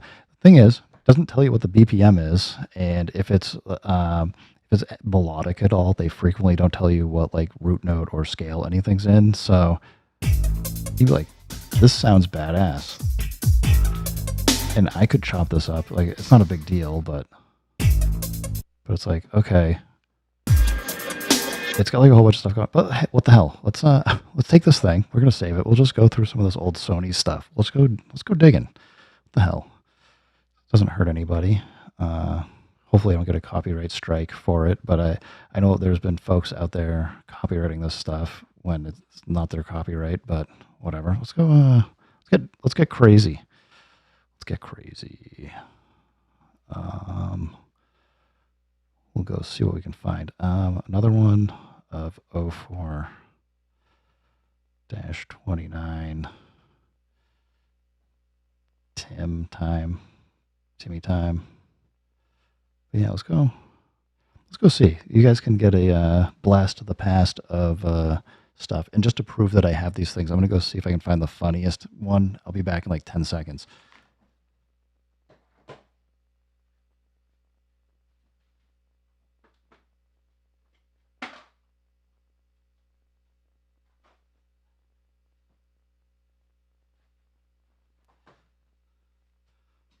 All right. I grabbed a stack. So this is a CD that is just 1,000 of the world's greatest sound effects. I can tell you, if I was to review this, that would not make the top 100 probably. It might even make the top 1,000 greatest sound effects. It's not that good. It's kind of terrible. But yeah, here's my. Oh, it's Acid. It was Acid 3.0. So the version I was originally got like hooked on is Acid 3.0 here. Hey man, like go do chores, enjoy your time. I will go goof around, but yeah, like this is like what these things look like. Is you'd get them in like a box from Best Buy, and it would have whatever sounds were on it. This is I think pre Sony. Is it? Yeah, the toys. I think the toys construction set and stuff. Like they rebranded, so instead of saying Sonic Foundry, they rebranded these to say Sony on them. But they just say Loops for Acid. Really cool sound sets.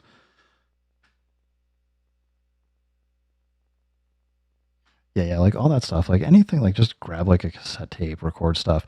I've actually, for folks, one of the things I've been doing is like grabbing like these things and putting them like making like a 6 minute like just stack of back to back loops, put them on like the TP7, and then I can use like the time control on it to pitch stuff up and down. Really, really fun. Although it is a little time consuming to do the work, so I've been investigating writing some code to do some of that for me, but haven't finished doing it. Let's get out of kits. We're gonna go back to places. Let's just go digging into like weird Sony or whatever sample libraries. We're gonna get the hardest things that are. Let's go back to that ambient. There was like some fun stuff in here. Oh, not this directory. Where'd it go? It was ambient grooves. I think I started here, right?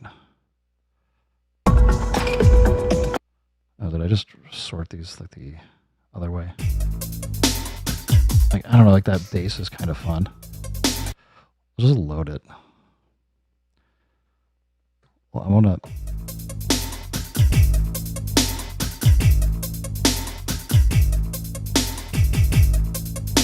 I just want this lower. See how we like it. Let's lower the tuning like 5.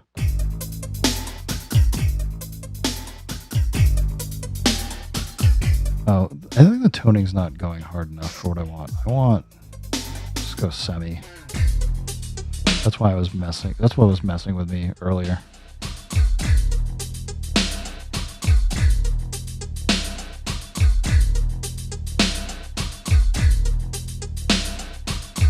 All right, let's go find this, whatever this BPM is now.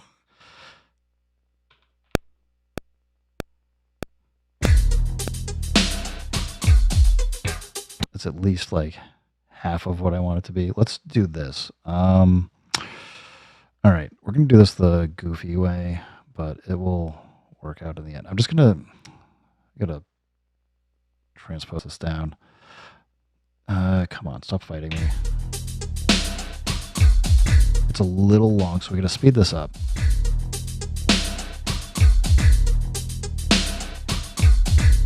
A little faster, maybe 105 or 110.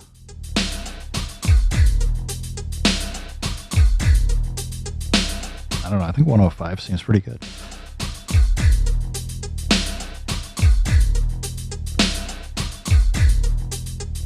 I have no idea what key this is in, which is our first problem. And because it's got percussive elements in it, or drum elements, it's going to be like a nightmare.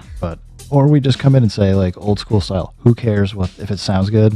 It's cool. If it sounds bad, we're just going to ignore it. Browse. Let's go see what other sounds we've got here.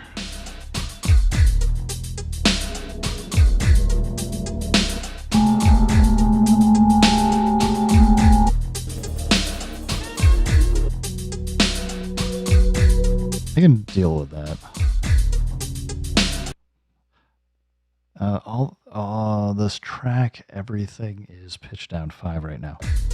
Let's go fix that so we can control these individually. Sample semi 5. All right.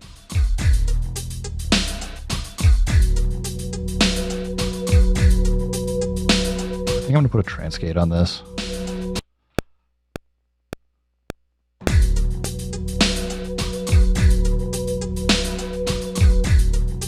Oh, we just want it on the one sound, not in everything. Sorry. Do.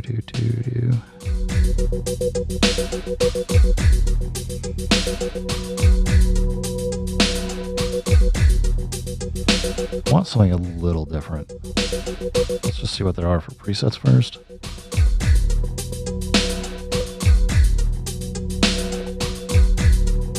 Not love any of those. I want it to be harder like this. Let's go slower.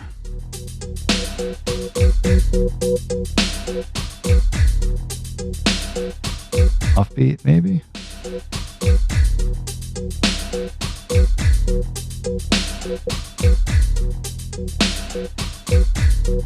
I'm not digging the swing yet. Maybe we'll come in later.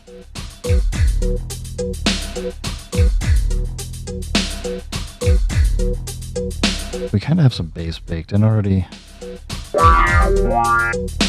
This is where we're going to go off the rails.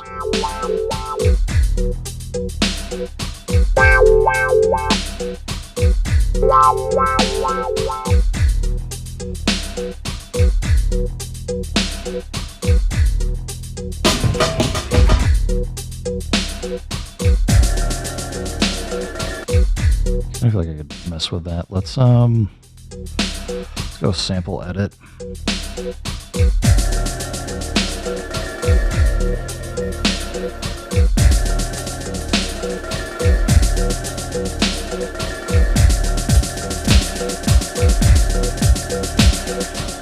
trying to decide if I want to trim this or not.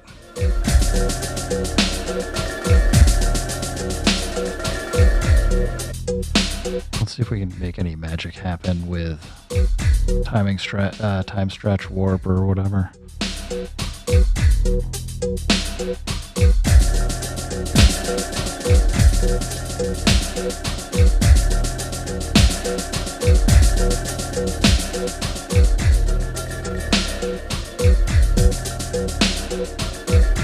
I don't know, maybe I'm forcing it.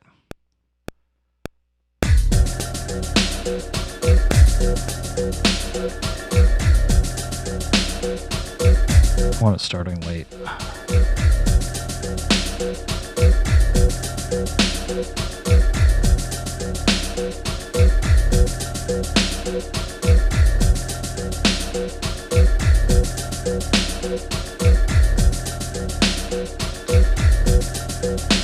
Maybe I don't. Maybe I'm not liking it as much.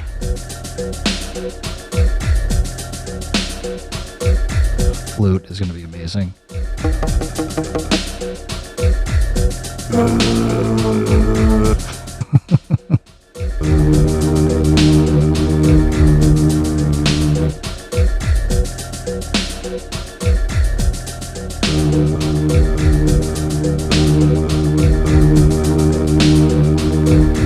think we need a high pass here.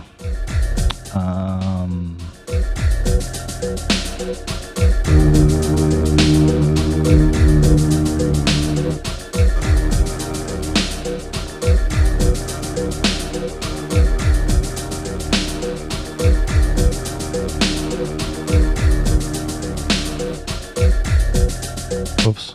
I think I wanted that. I just wanted this.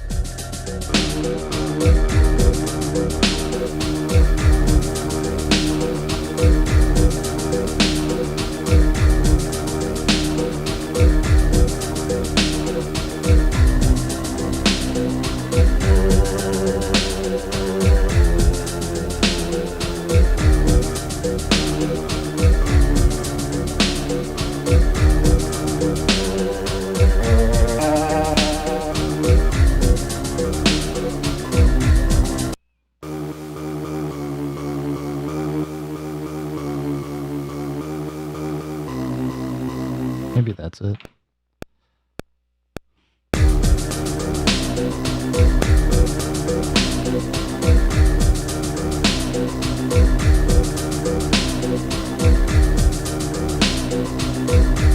Oh, this is dumb, but we're going for the if it sounds bad, it is bad.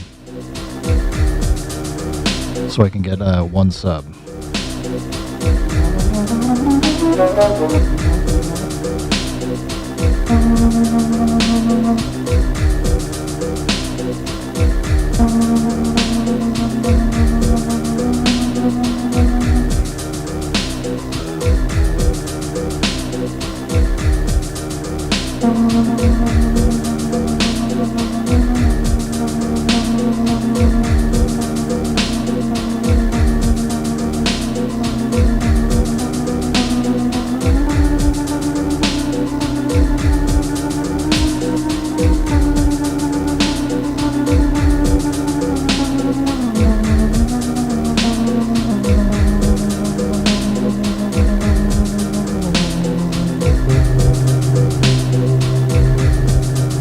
Too much low end.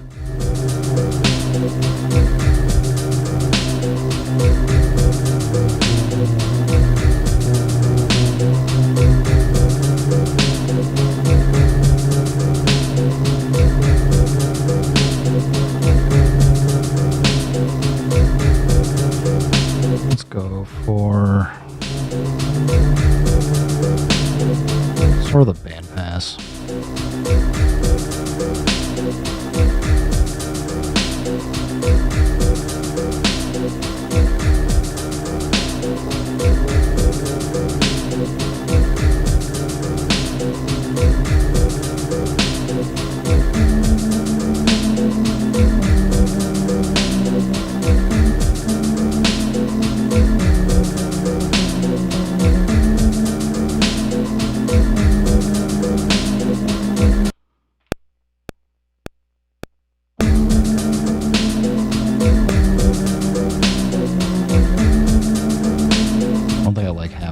I don't like this. It's making me uncomfortable.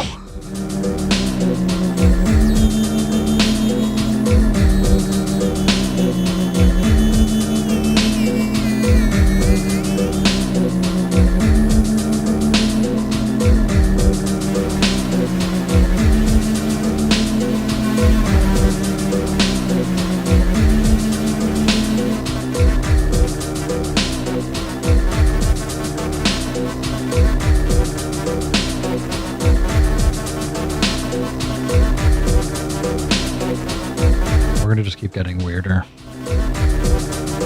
until I give up on this. Let's go Sprite.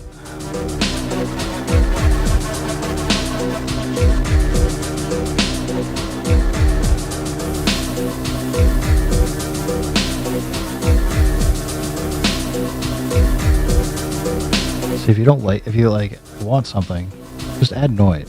Turn it into noise, like for background stuff. It's totally doable.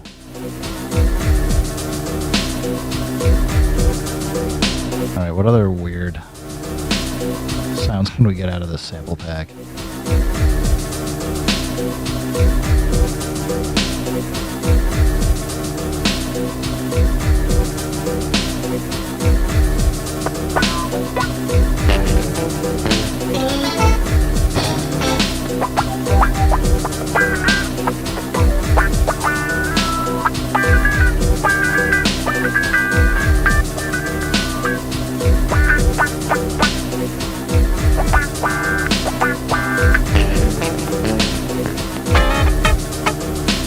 None of that feels right. Chaos effects. Are we not chaotic enough?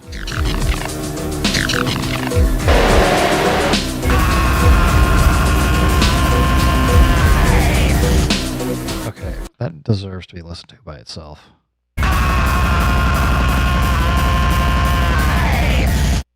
It's not part of this track, but...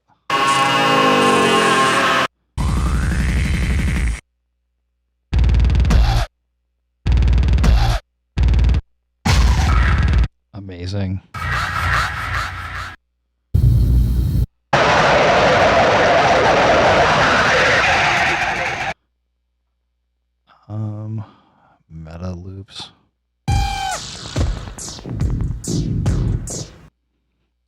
All right, I feel like I got to bail on this.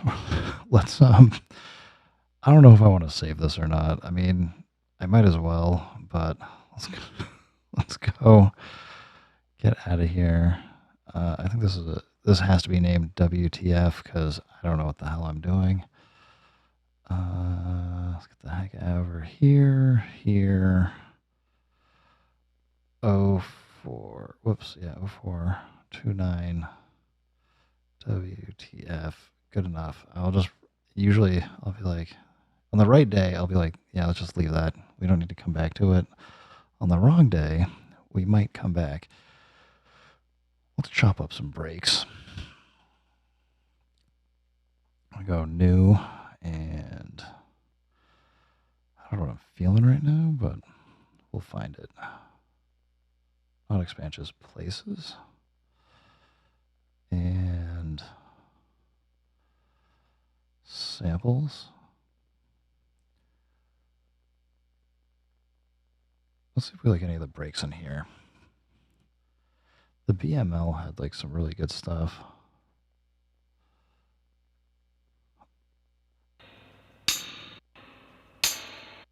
And it's like, oh, what did I thought those were loops, but we want not fills.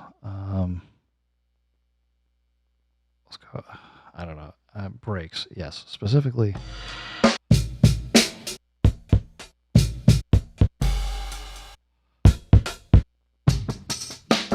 Hell yeah. Let's load that up. All right.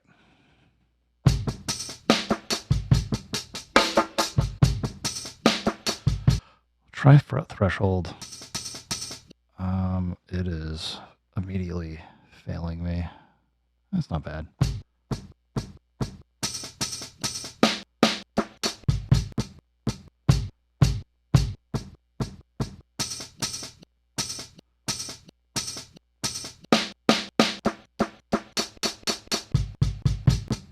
All right, let's just do it. We'll go. We're going.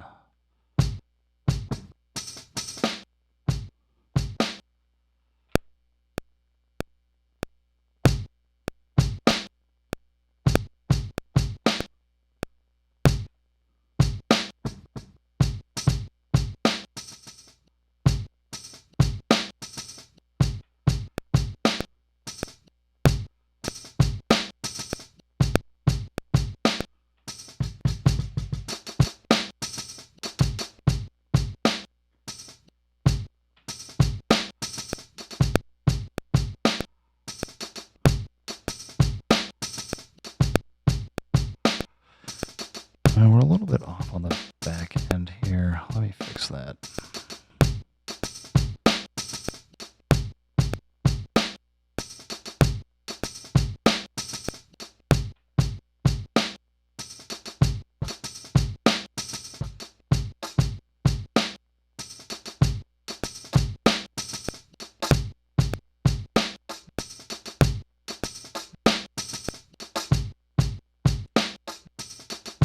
Let's find some other stuff.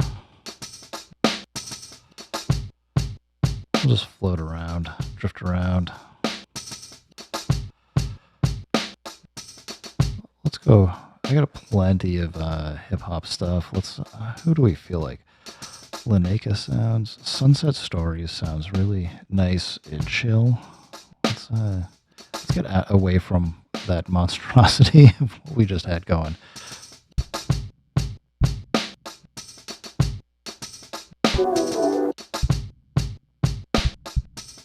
I don't know what's going on with that one.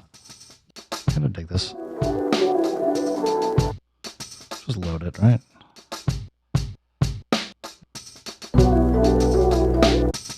What's the difference? Mix, music, loop, blah, blah, blah, blah, blah, blah. We're in B.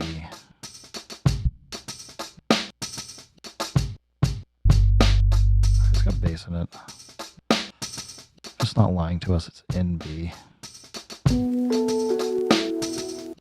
Sure. See if we like the synth or not. No. Alright, let's just we got 3 more samples to work with. Go sample edit. This looks like a region chop, probably.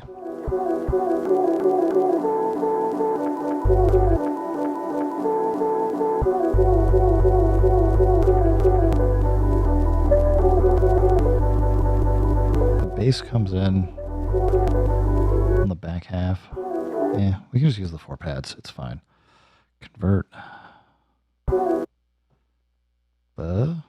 I gotta undo whatever I just did there.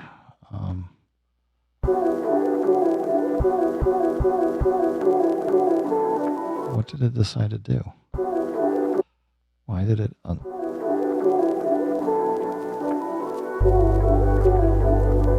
main? Okay, it's just being weird. Let's go back. Let's go do the bass. I kind of want the bass first. Oh, it's just one note. No. 3. So we have 3 notes. So this is like another chop 4. All right, whatever. Regions 4.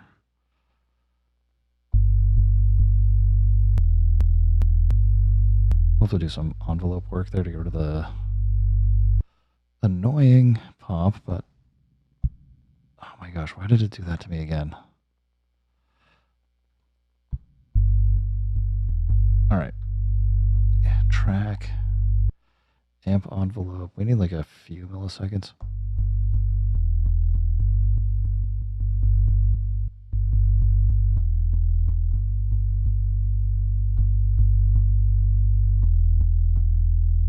Maybe we want it to decay faster.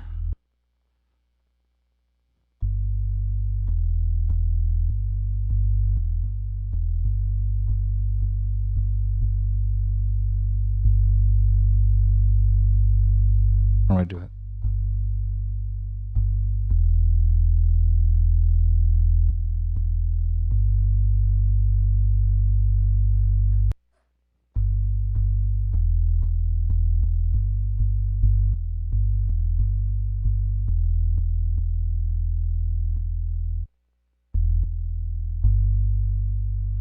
Why are they drawing different?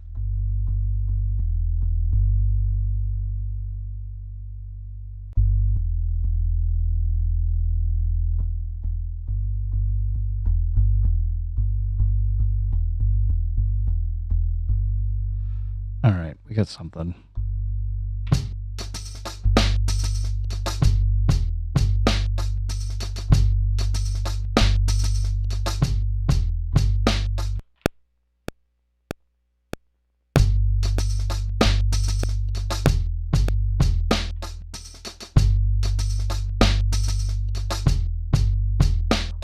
All right, let's go back.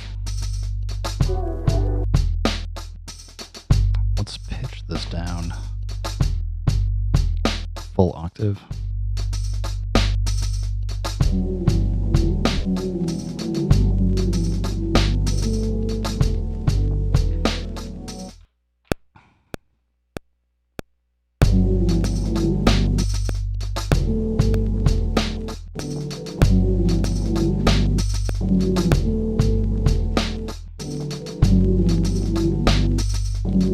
Let's fix this. Don't need to play that twice.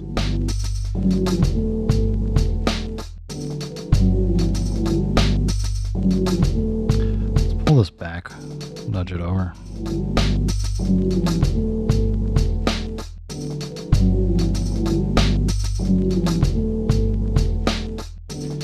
I think we need a high pass filter on this.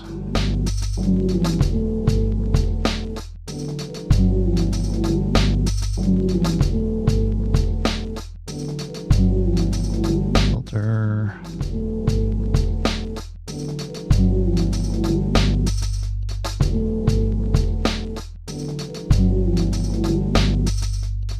Oh, I need to do this for all.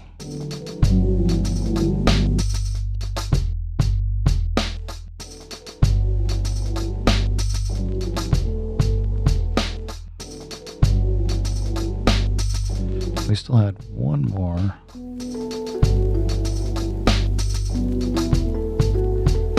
Sounds like maybe 16 regions.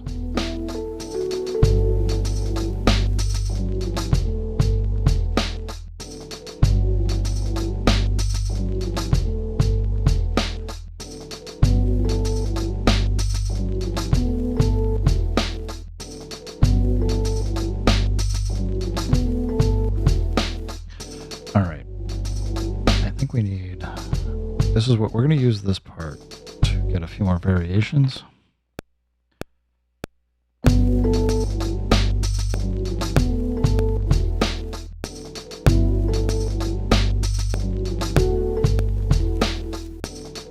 Not quite right. Kind of like the sound of that last one, but let's fix this.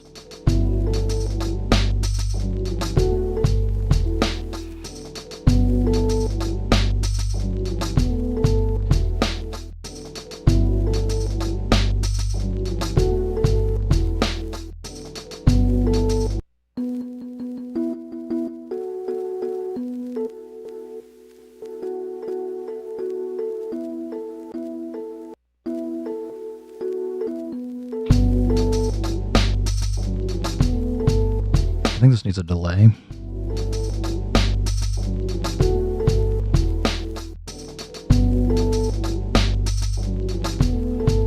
That's my better judgment. We're going to go with Delay Pro.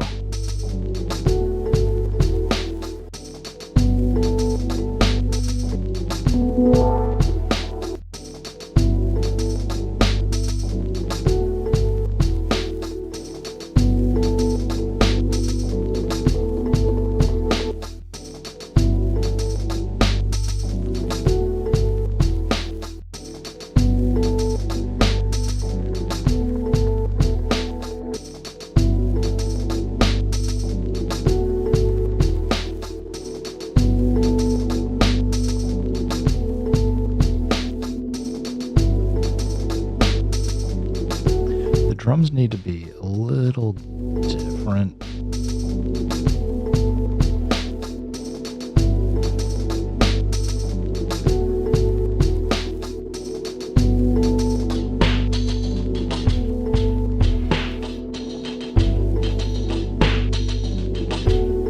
I still want to maybe put a filter on here.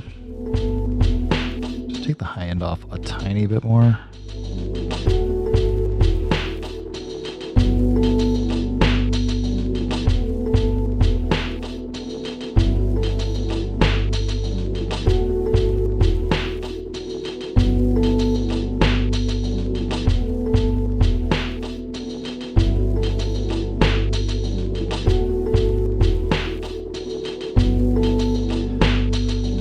A dubby delay, diff delay.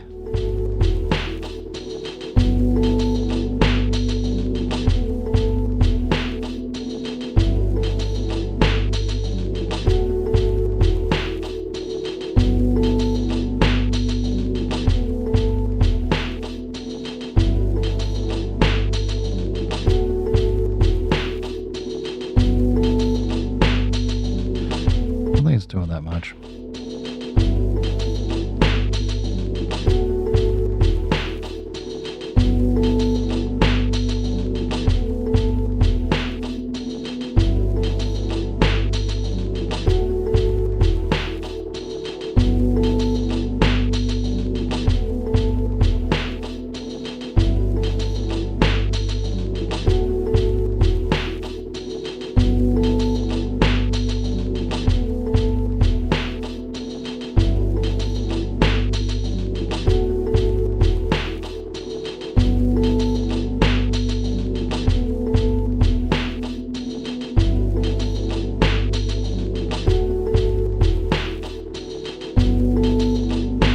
Oh, I wanted to... I'm doing this wrong, aren't I? Let's go from here. I was like, why am I not hearing much? But I'm doing it wrong.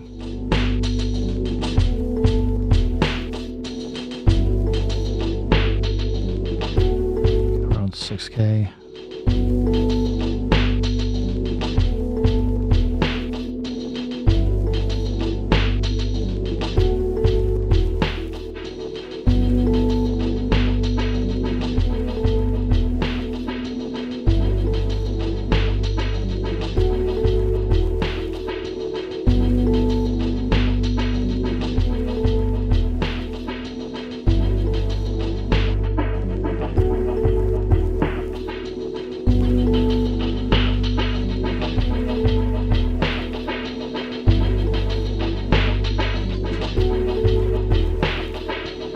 Kind of dark in here. I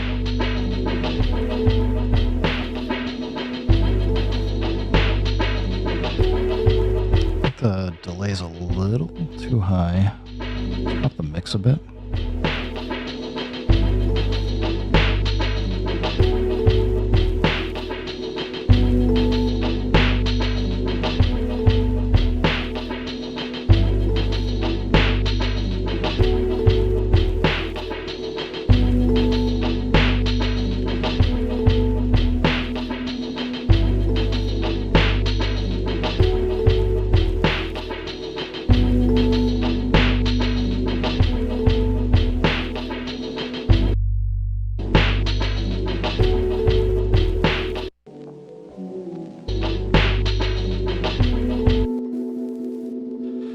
I think we need to pull back the noise here as well. It's a little much.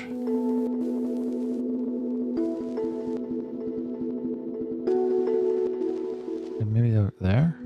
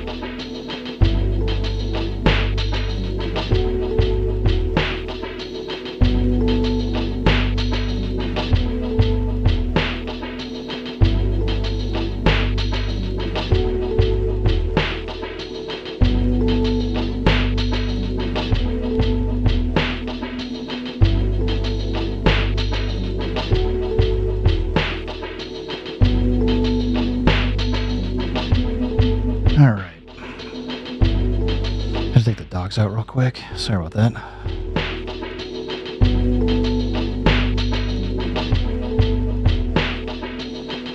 don't know. I think I can do a mini track mute kind of thing here, maybe. Why not? We'll see if we can do it. All right, let's close this out. We're going to go to the first track. There's absolutely nothing here other than just the loops on it, but we're not playing anything. So we can delete this track. Let's go double and double. Go track mute. What do we want to start with? Yeah, maybe there. See if I can remember how to do this.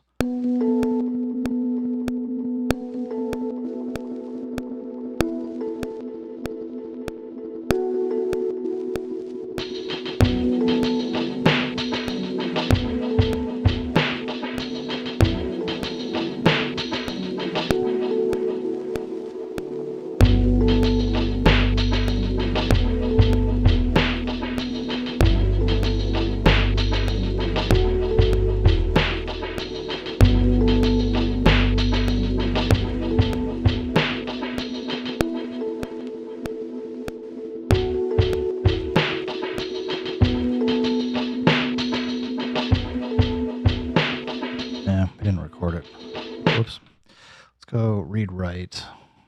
Try again.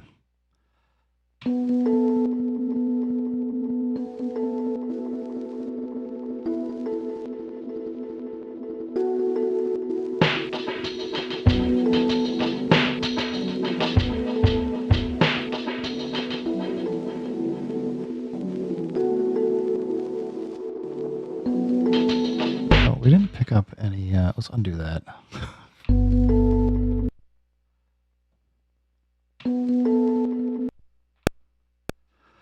Didn't pick up any bass. Just think about that too.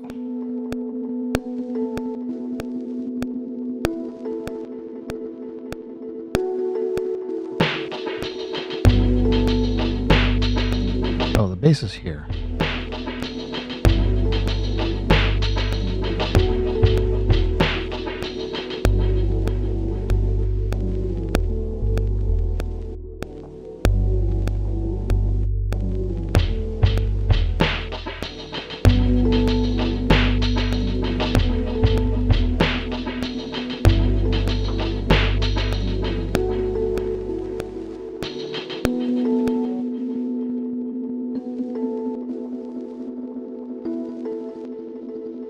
I don't know what else we need. We need some like other elements here. We're in.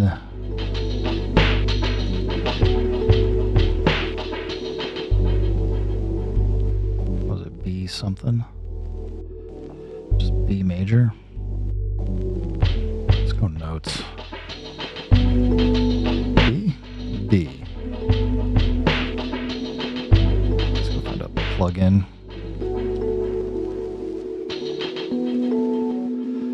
I don't know if electric's the right idea here. Let's go dig into cloud supply. Not the right idea. Maybe keys.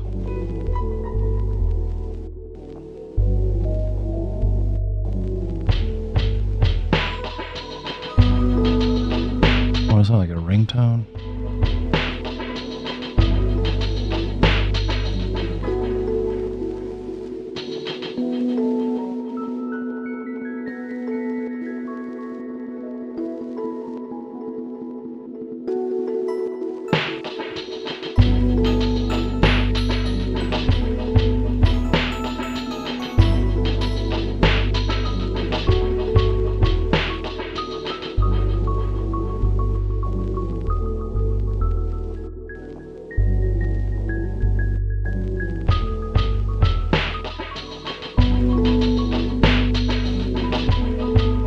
Almost like a xylophone.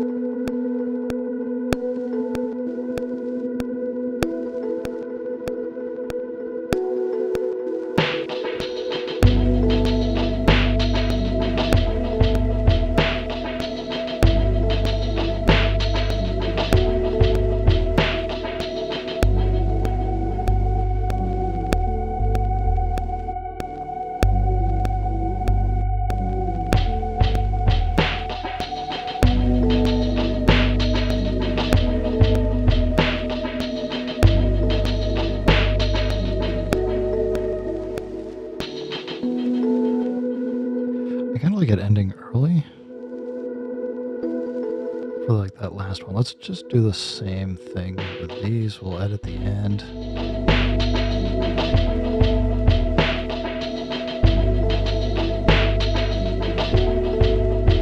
Just go 3 bars. See how we like it.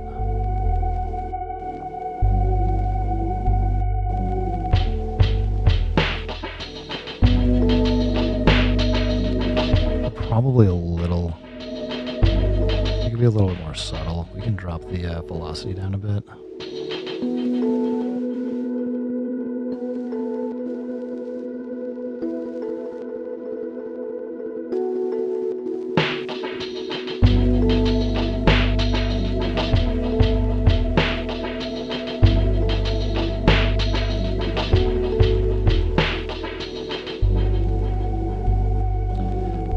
I kind of want to change up the stuff here a little bit, but let's just keep going. Let's just build a little bit more, see where we end up.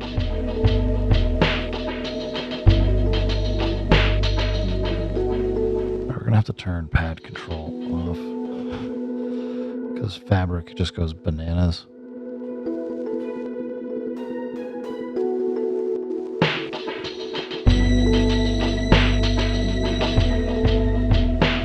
For some strings here.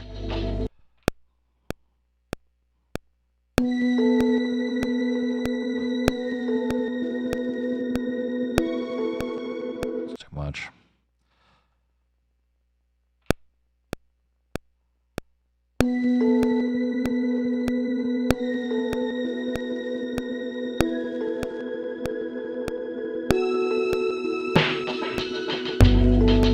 Then we can just duplicate that. I gotta adjust the value for, I think the last two are a little too loud. Let's bring it down to like 50-ish. Actually, these two maybe can come down a bit too.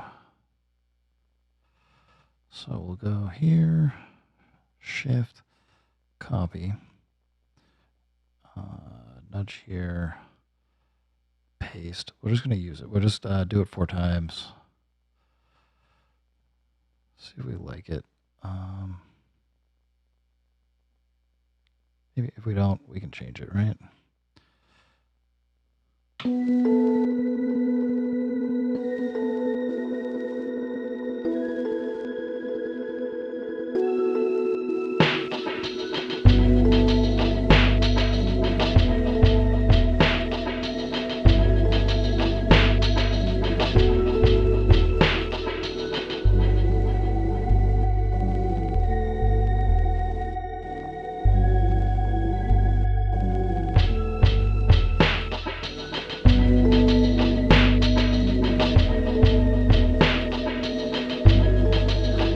Sound a bit more hollow.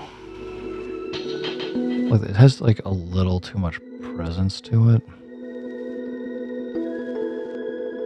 I want to start with we'll try Flavor Pro. I want like a gramophone's too much. Radio's too noisy. Vinyl might be good.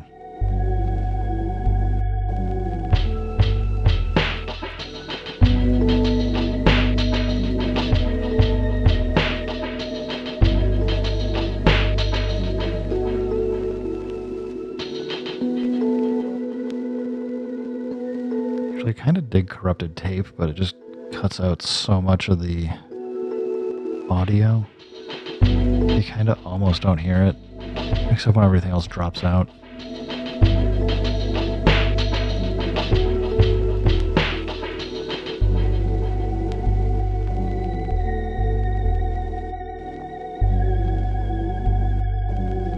I don't know that I care for the flutter here.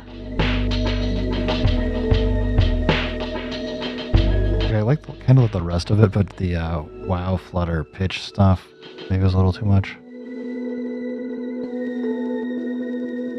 Turn it down.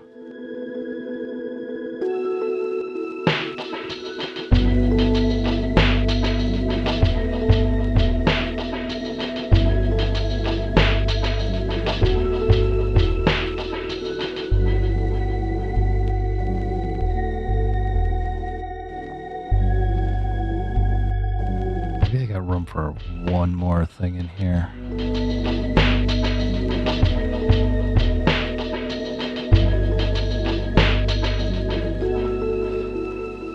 The part of me that's had a little too much scotch wants to drop bells, but the part of me that is like, I think choir might be good.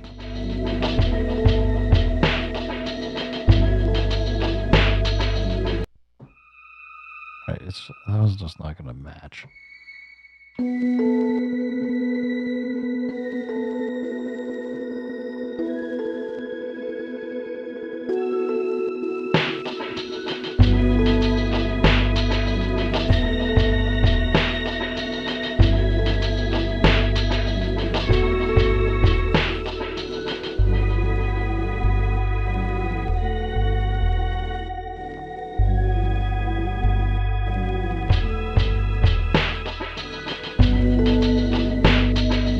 I want to like it.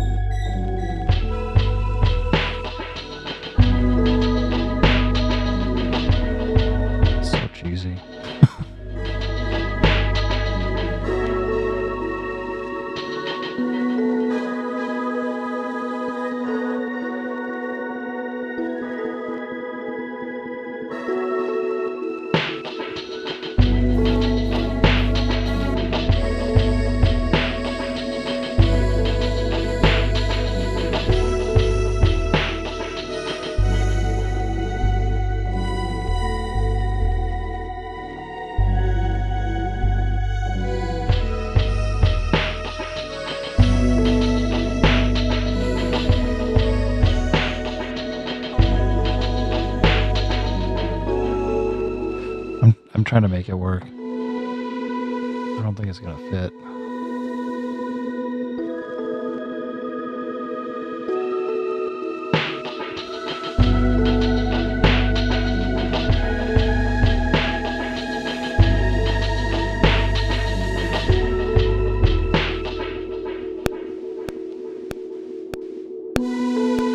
That was way too loud. Can't do that.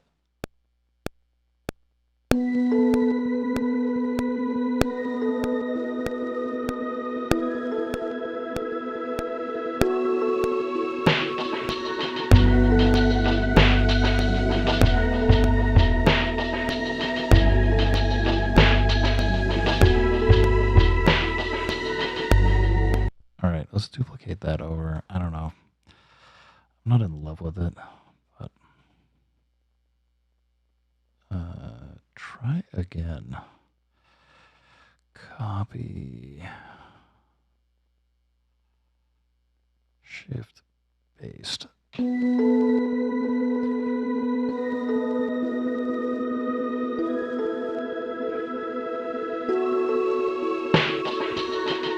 need like the cheesiest choir chorus and then beat the heck out of it.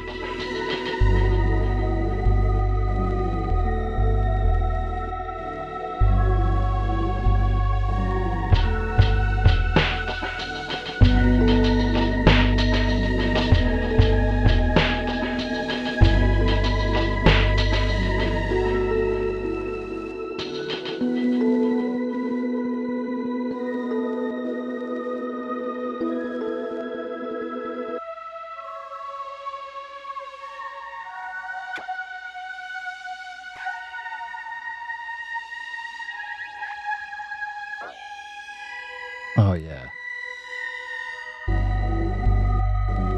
Break that. Break it.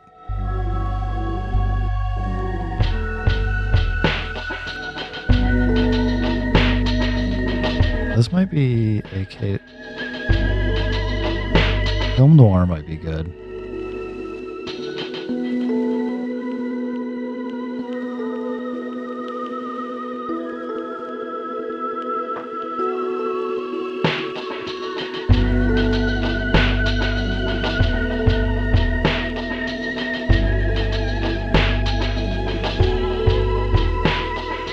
It's too much pitch change here.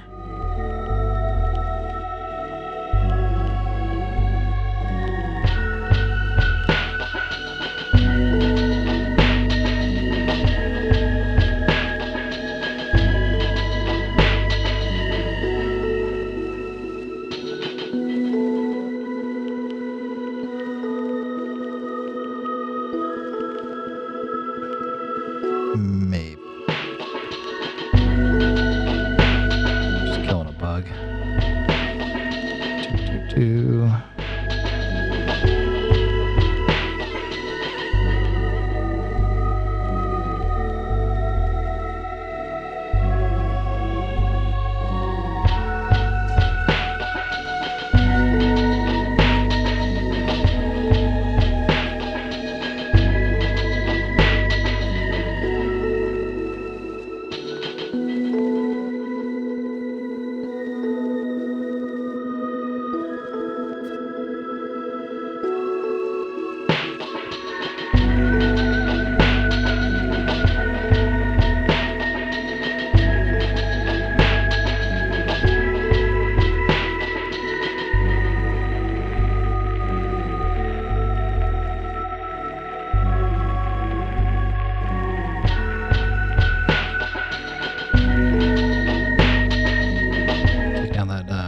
Gramophone noise a little bit, maybe.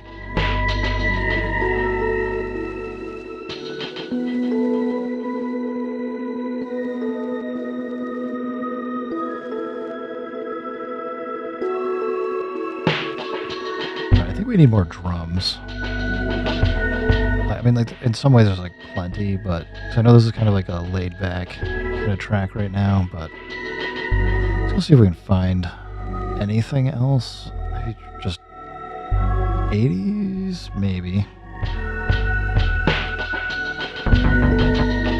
It's just bass. Let's go find kids. That would be the way.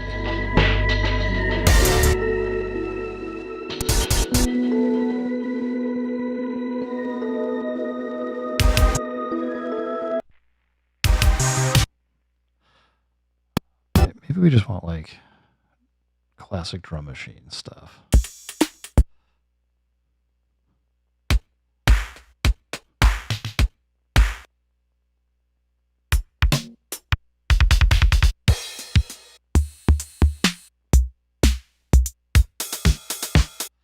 I could almost go for the 707 here. Maybe. Let's try it.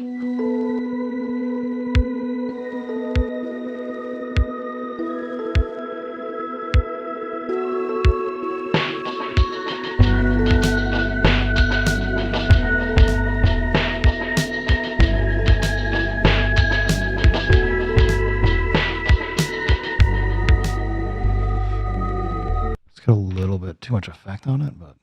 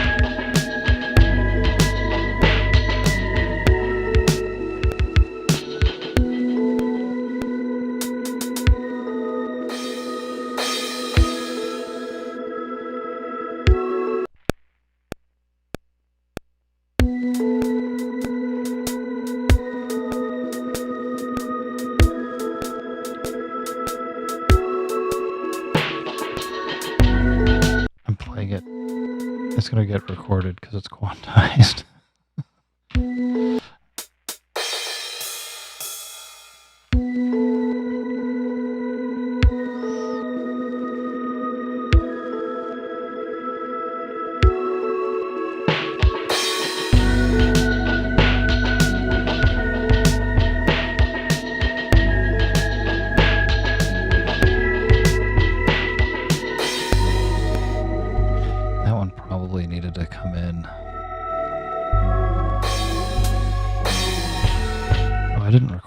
first one. Darn it.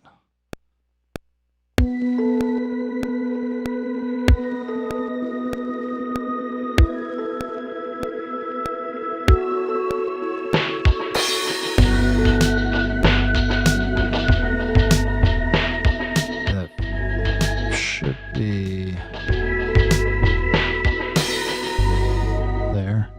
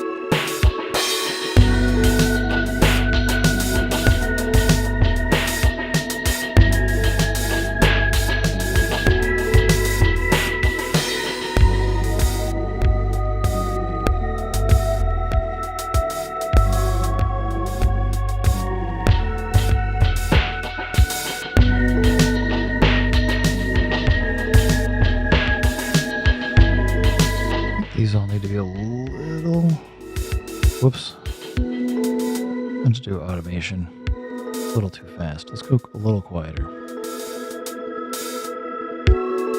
I think the whole thing needs an overhaul, like tube drive, probably no good. So we'll go delete, delete. Delete, delete, delete. Why is it not letting me delete? It'd be on to delete. That's so dumb. Okay, Akai. You need to have some words. Like, honestly, it needs to be on so you can delete it. Let that sink in. Kind of lame. Okay.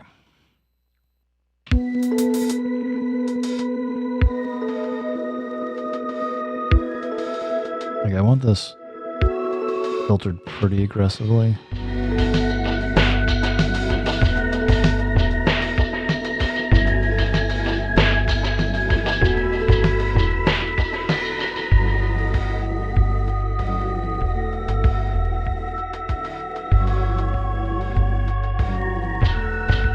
The chorus might need to go.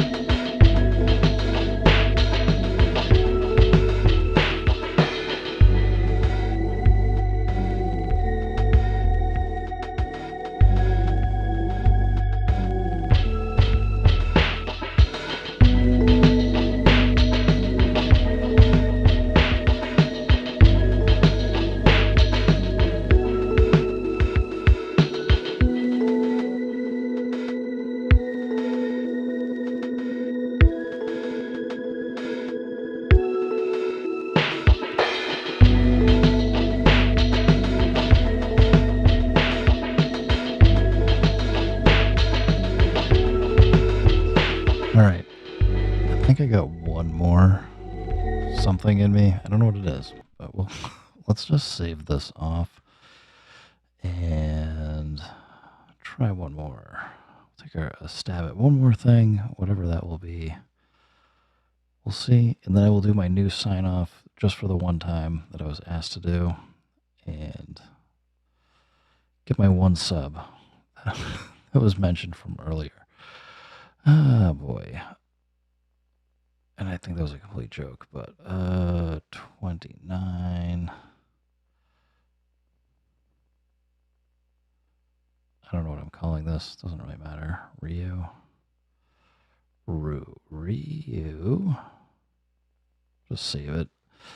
Go new project, and let's I don't know. Just do one more. Go find some more breaks. Places here. Samples. Breaks. See if we find anything else that might be fun to play with.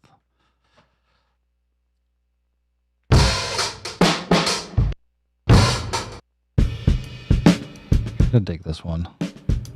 White Russian.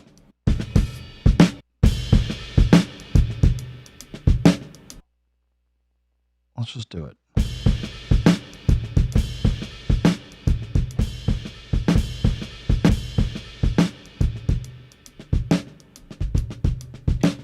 All right. We're just gonna go. Let's just start with threshold.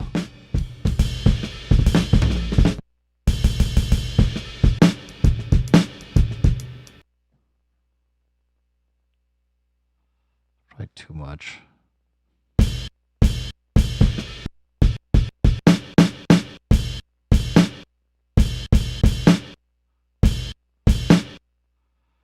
Shift, convert,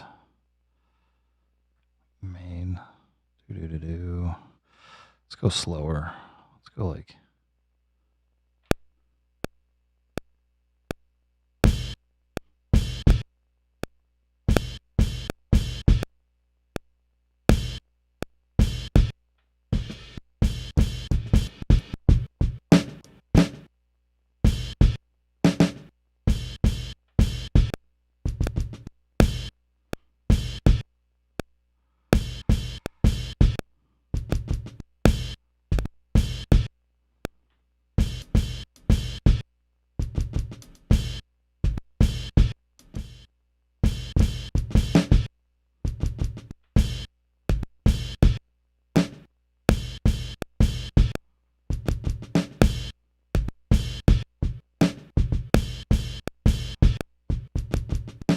I don't like those.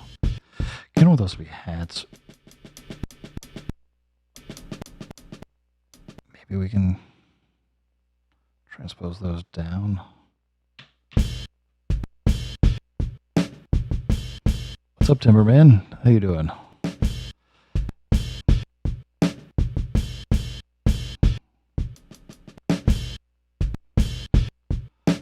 Just been goofing around.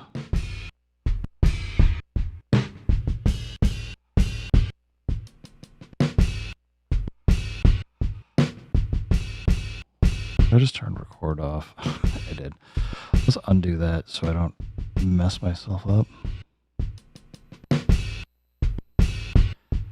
don't even know if I like that pitch or not. Let's get out of ARP.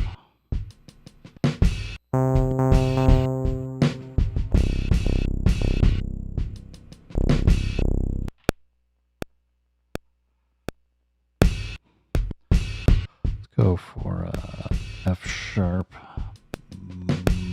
minor.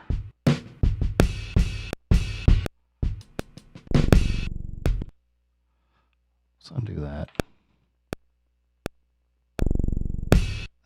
That's too low, isn't it?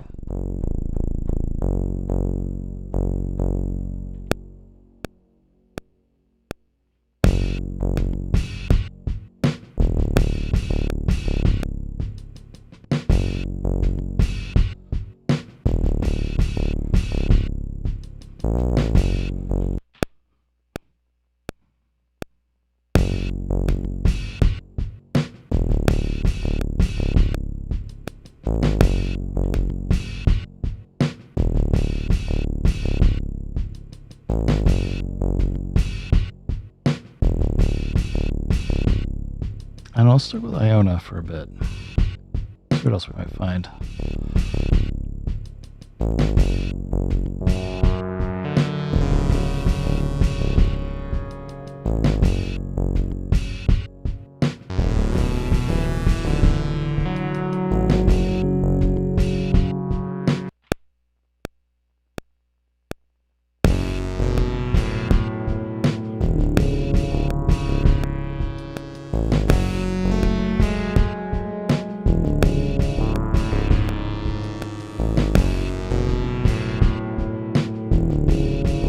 Still out there, Timber. This scotch sip is for you.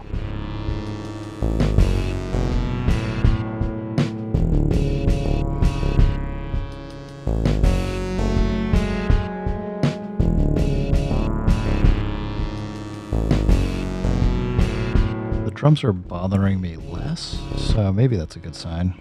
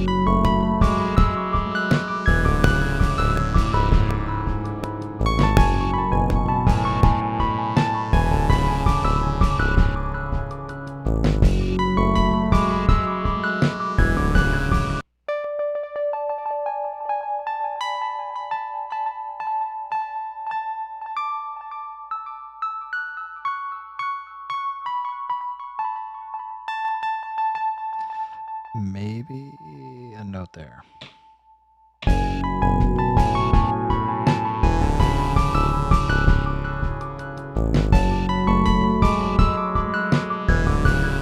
It's not quite the same pattern, but I'm gonna live with it. It's basically that note right there. Might need to go.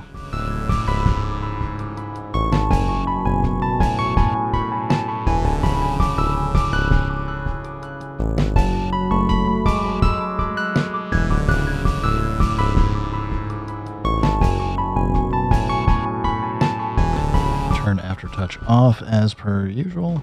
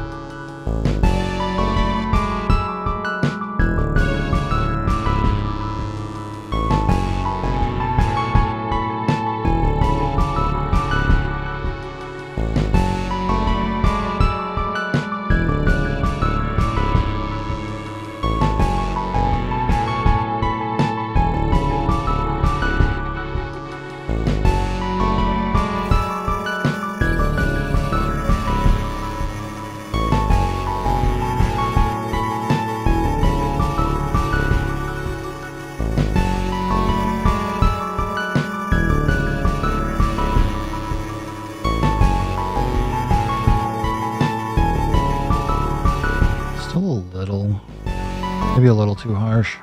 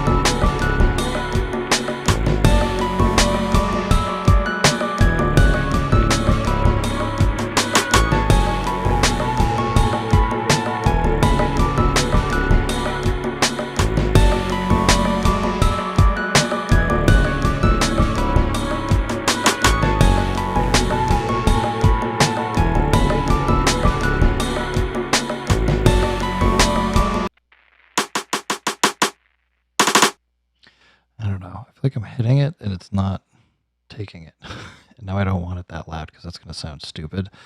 Let's go to automation and bring that down. We'll bring the second one up a little bit more.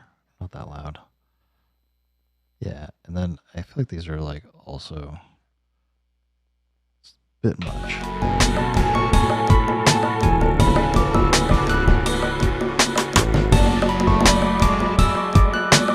Let's also bring these down.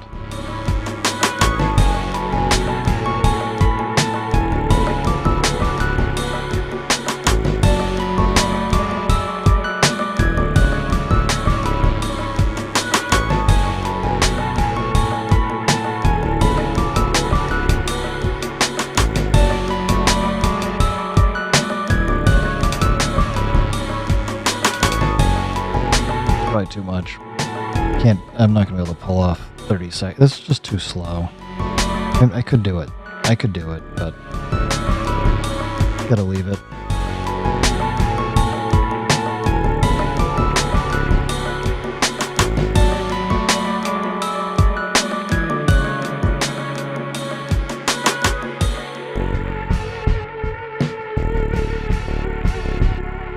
You like that swampy bottom going.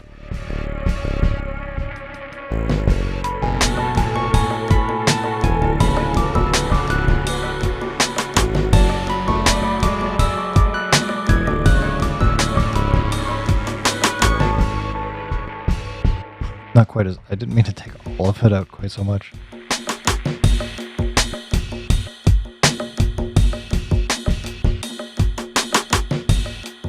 Okay, drum one's apparently doing nothing.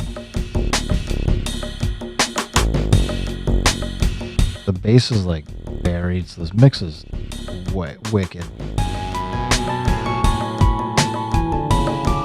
Mix needs to be fixed.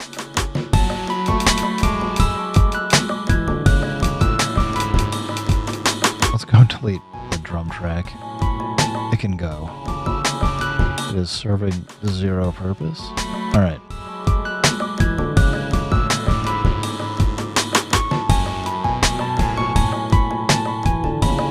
I don't know what else. Maybe this track's already doing too much.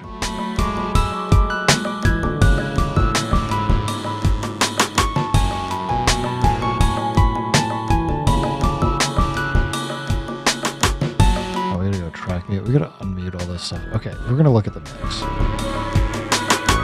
Alright. This is definitely way too loud. This is definitely too loud.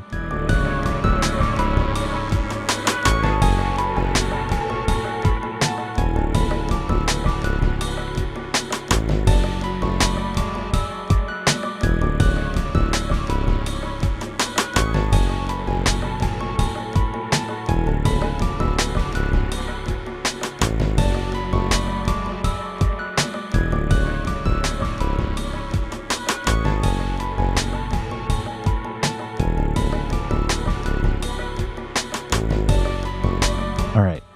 It's probably closer to where I would have for like a quick mix here. Let's go drive the heck out of everything. Send everything to submix 1.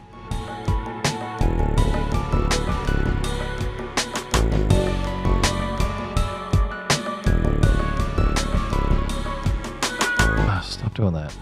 Okay, I'm just going to use the track plus button. It's there to make my life easier.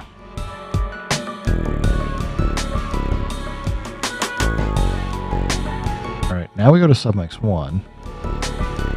Do the usual Yorgos Arabats stuff. We will not be sending to a reverb and delay. We're going to fix that. Don't worry. It's coming. We also need to go I/O. I'm going to lose I/O for a second. Well, we're not losing it. We're just not getting doubled up I/O, which is better. Alright, Yorgos. Save me. in about 30 seconds, maybe a minute.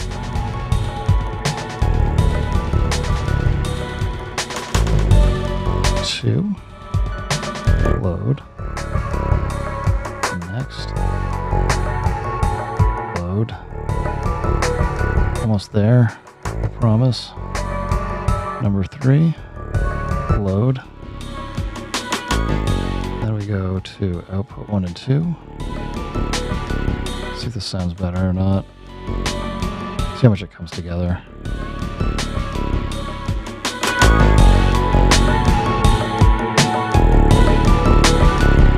I think this is about as loud as we're going to get. We could mess with the soft flipper and stuff, but it's kind of...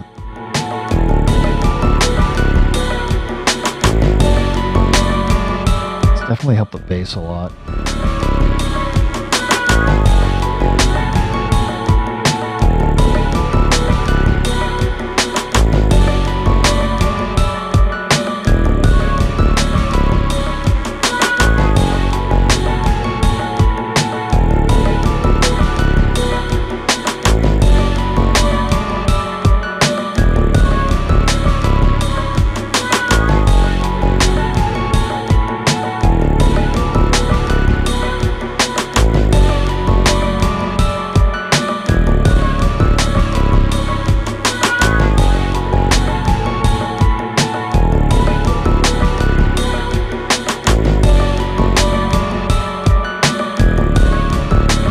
We have no FX slots to load touch effects strip.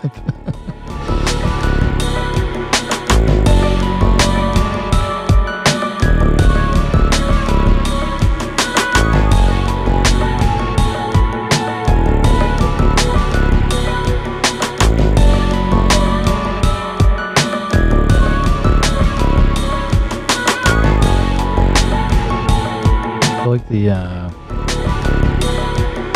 feel like that snare in there is it's a bit much.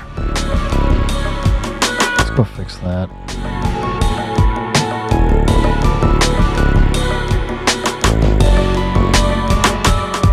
It's this bad boy.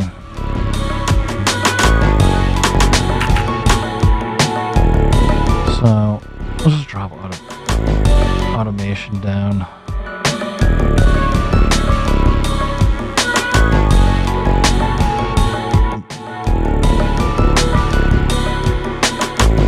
Maybe it needs a filter?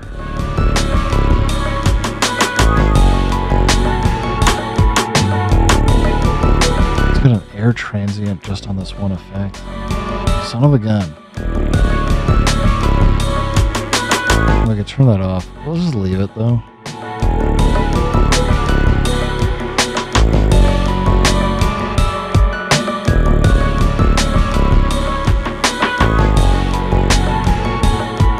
So offensive.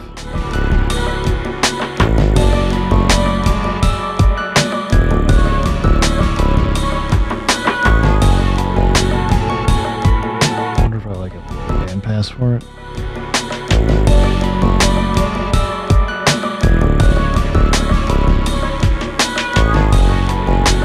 I think I prefer a low pass filter.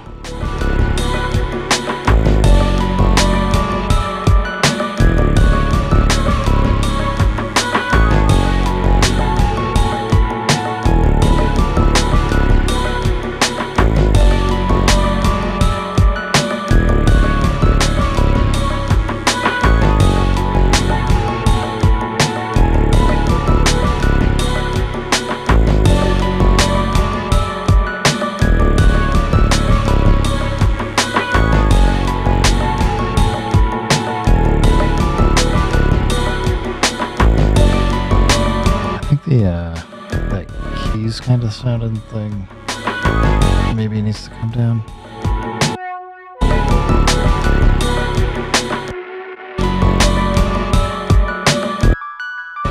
This Jura harp. Let's give it some good old Flavor Pro. Why does it feel a little lost in the mix?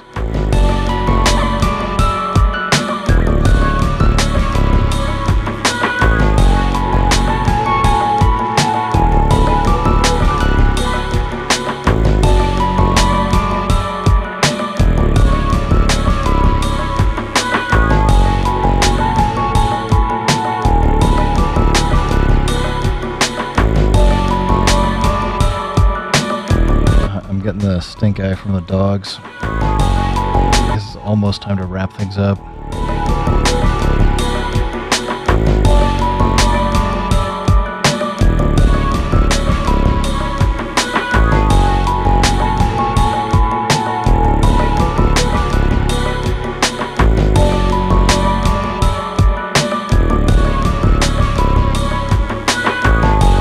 Trying to listen to see if there's anything else I'm like, I want to tweak this right now while I'm thinking about it.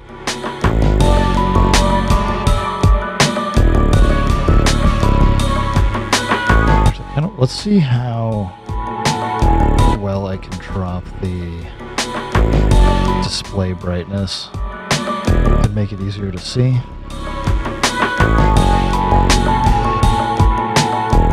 Brightness.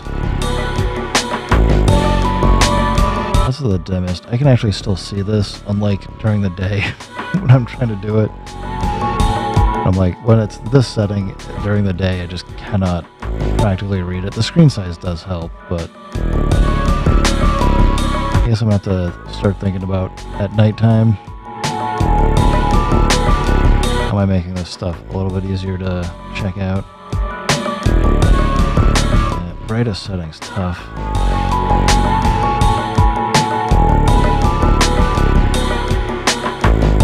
Anyway, alright guys, I think I'm out. I'm scotched out, tracked out, other things out. So yeah, I guess remember everybody, have a terrible time, don't stay hydrated, don't have fun, and remember, if it sounds bad, it is bad. Anyway, everybody, take it easy, or not. Work hard tomorrow, and yeah, hopefully I won't see you soon. Peace.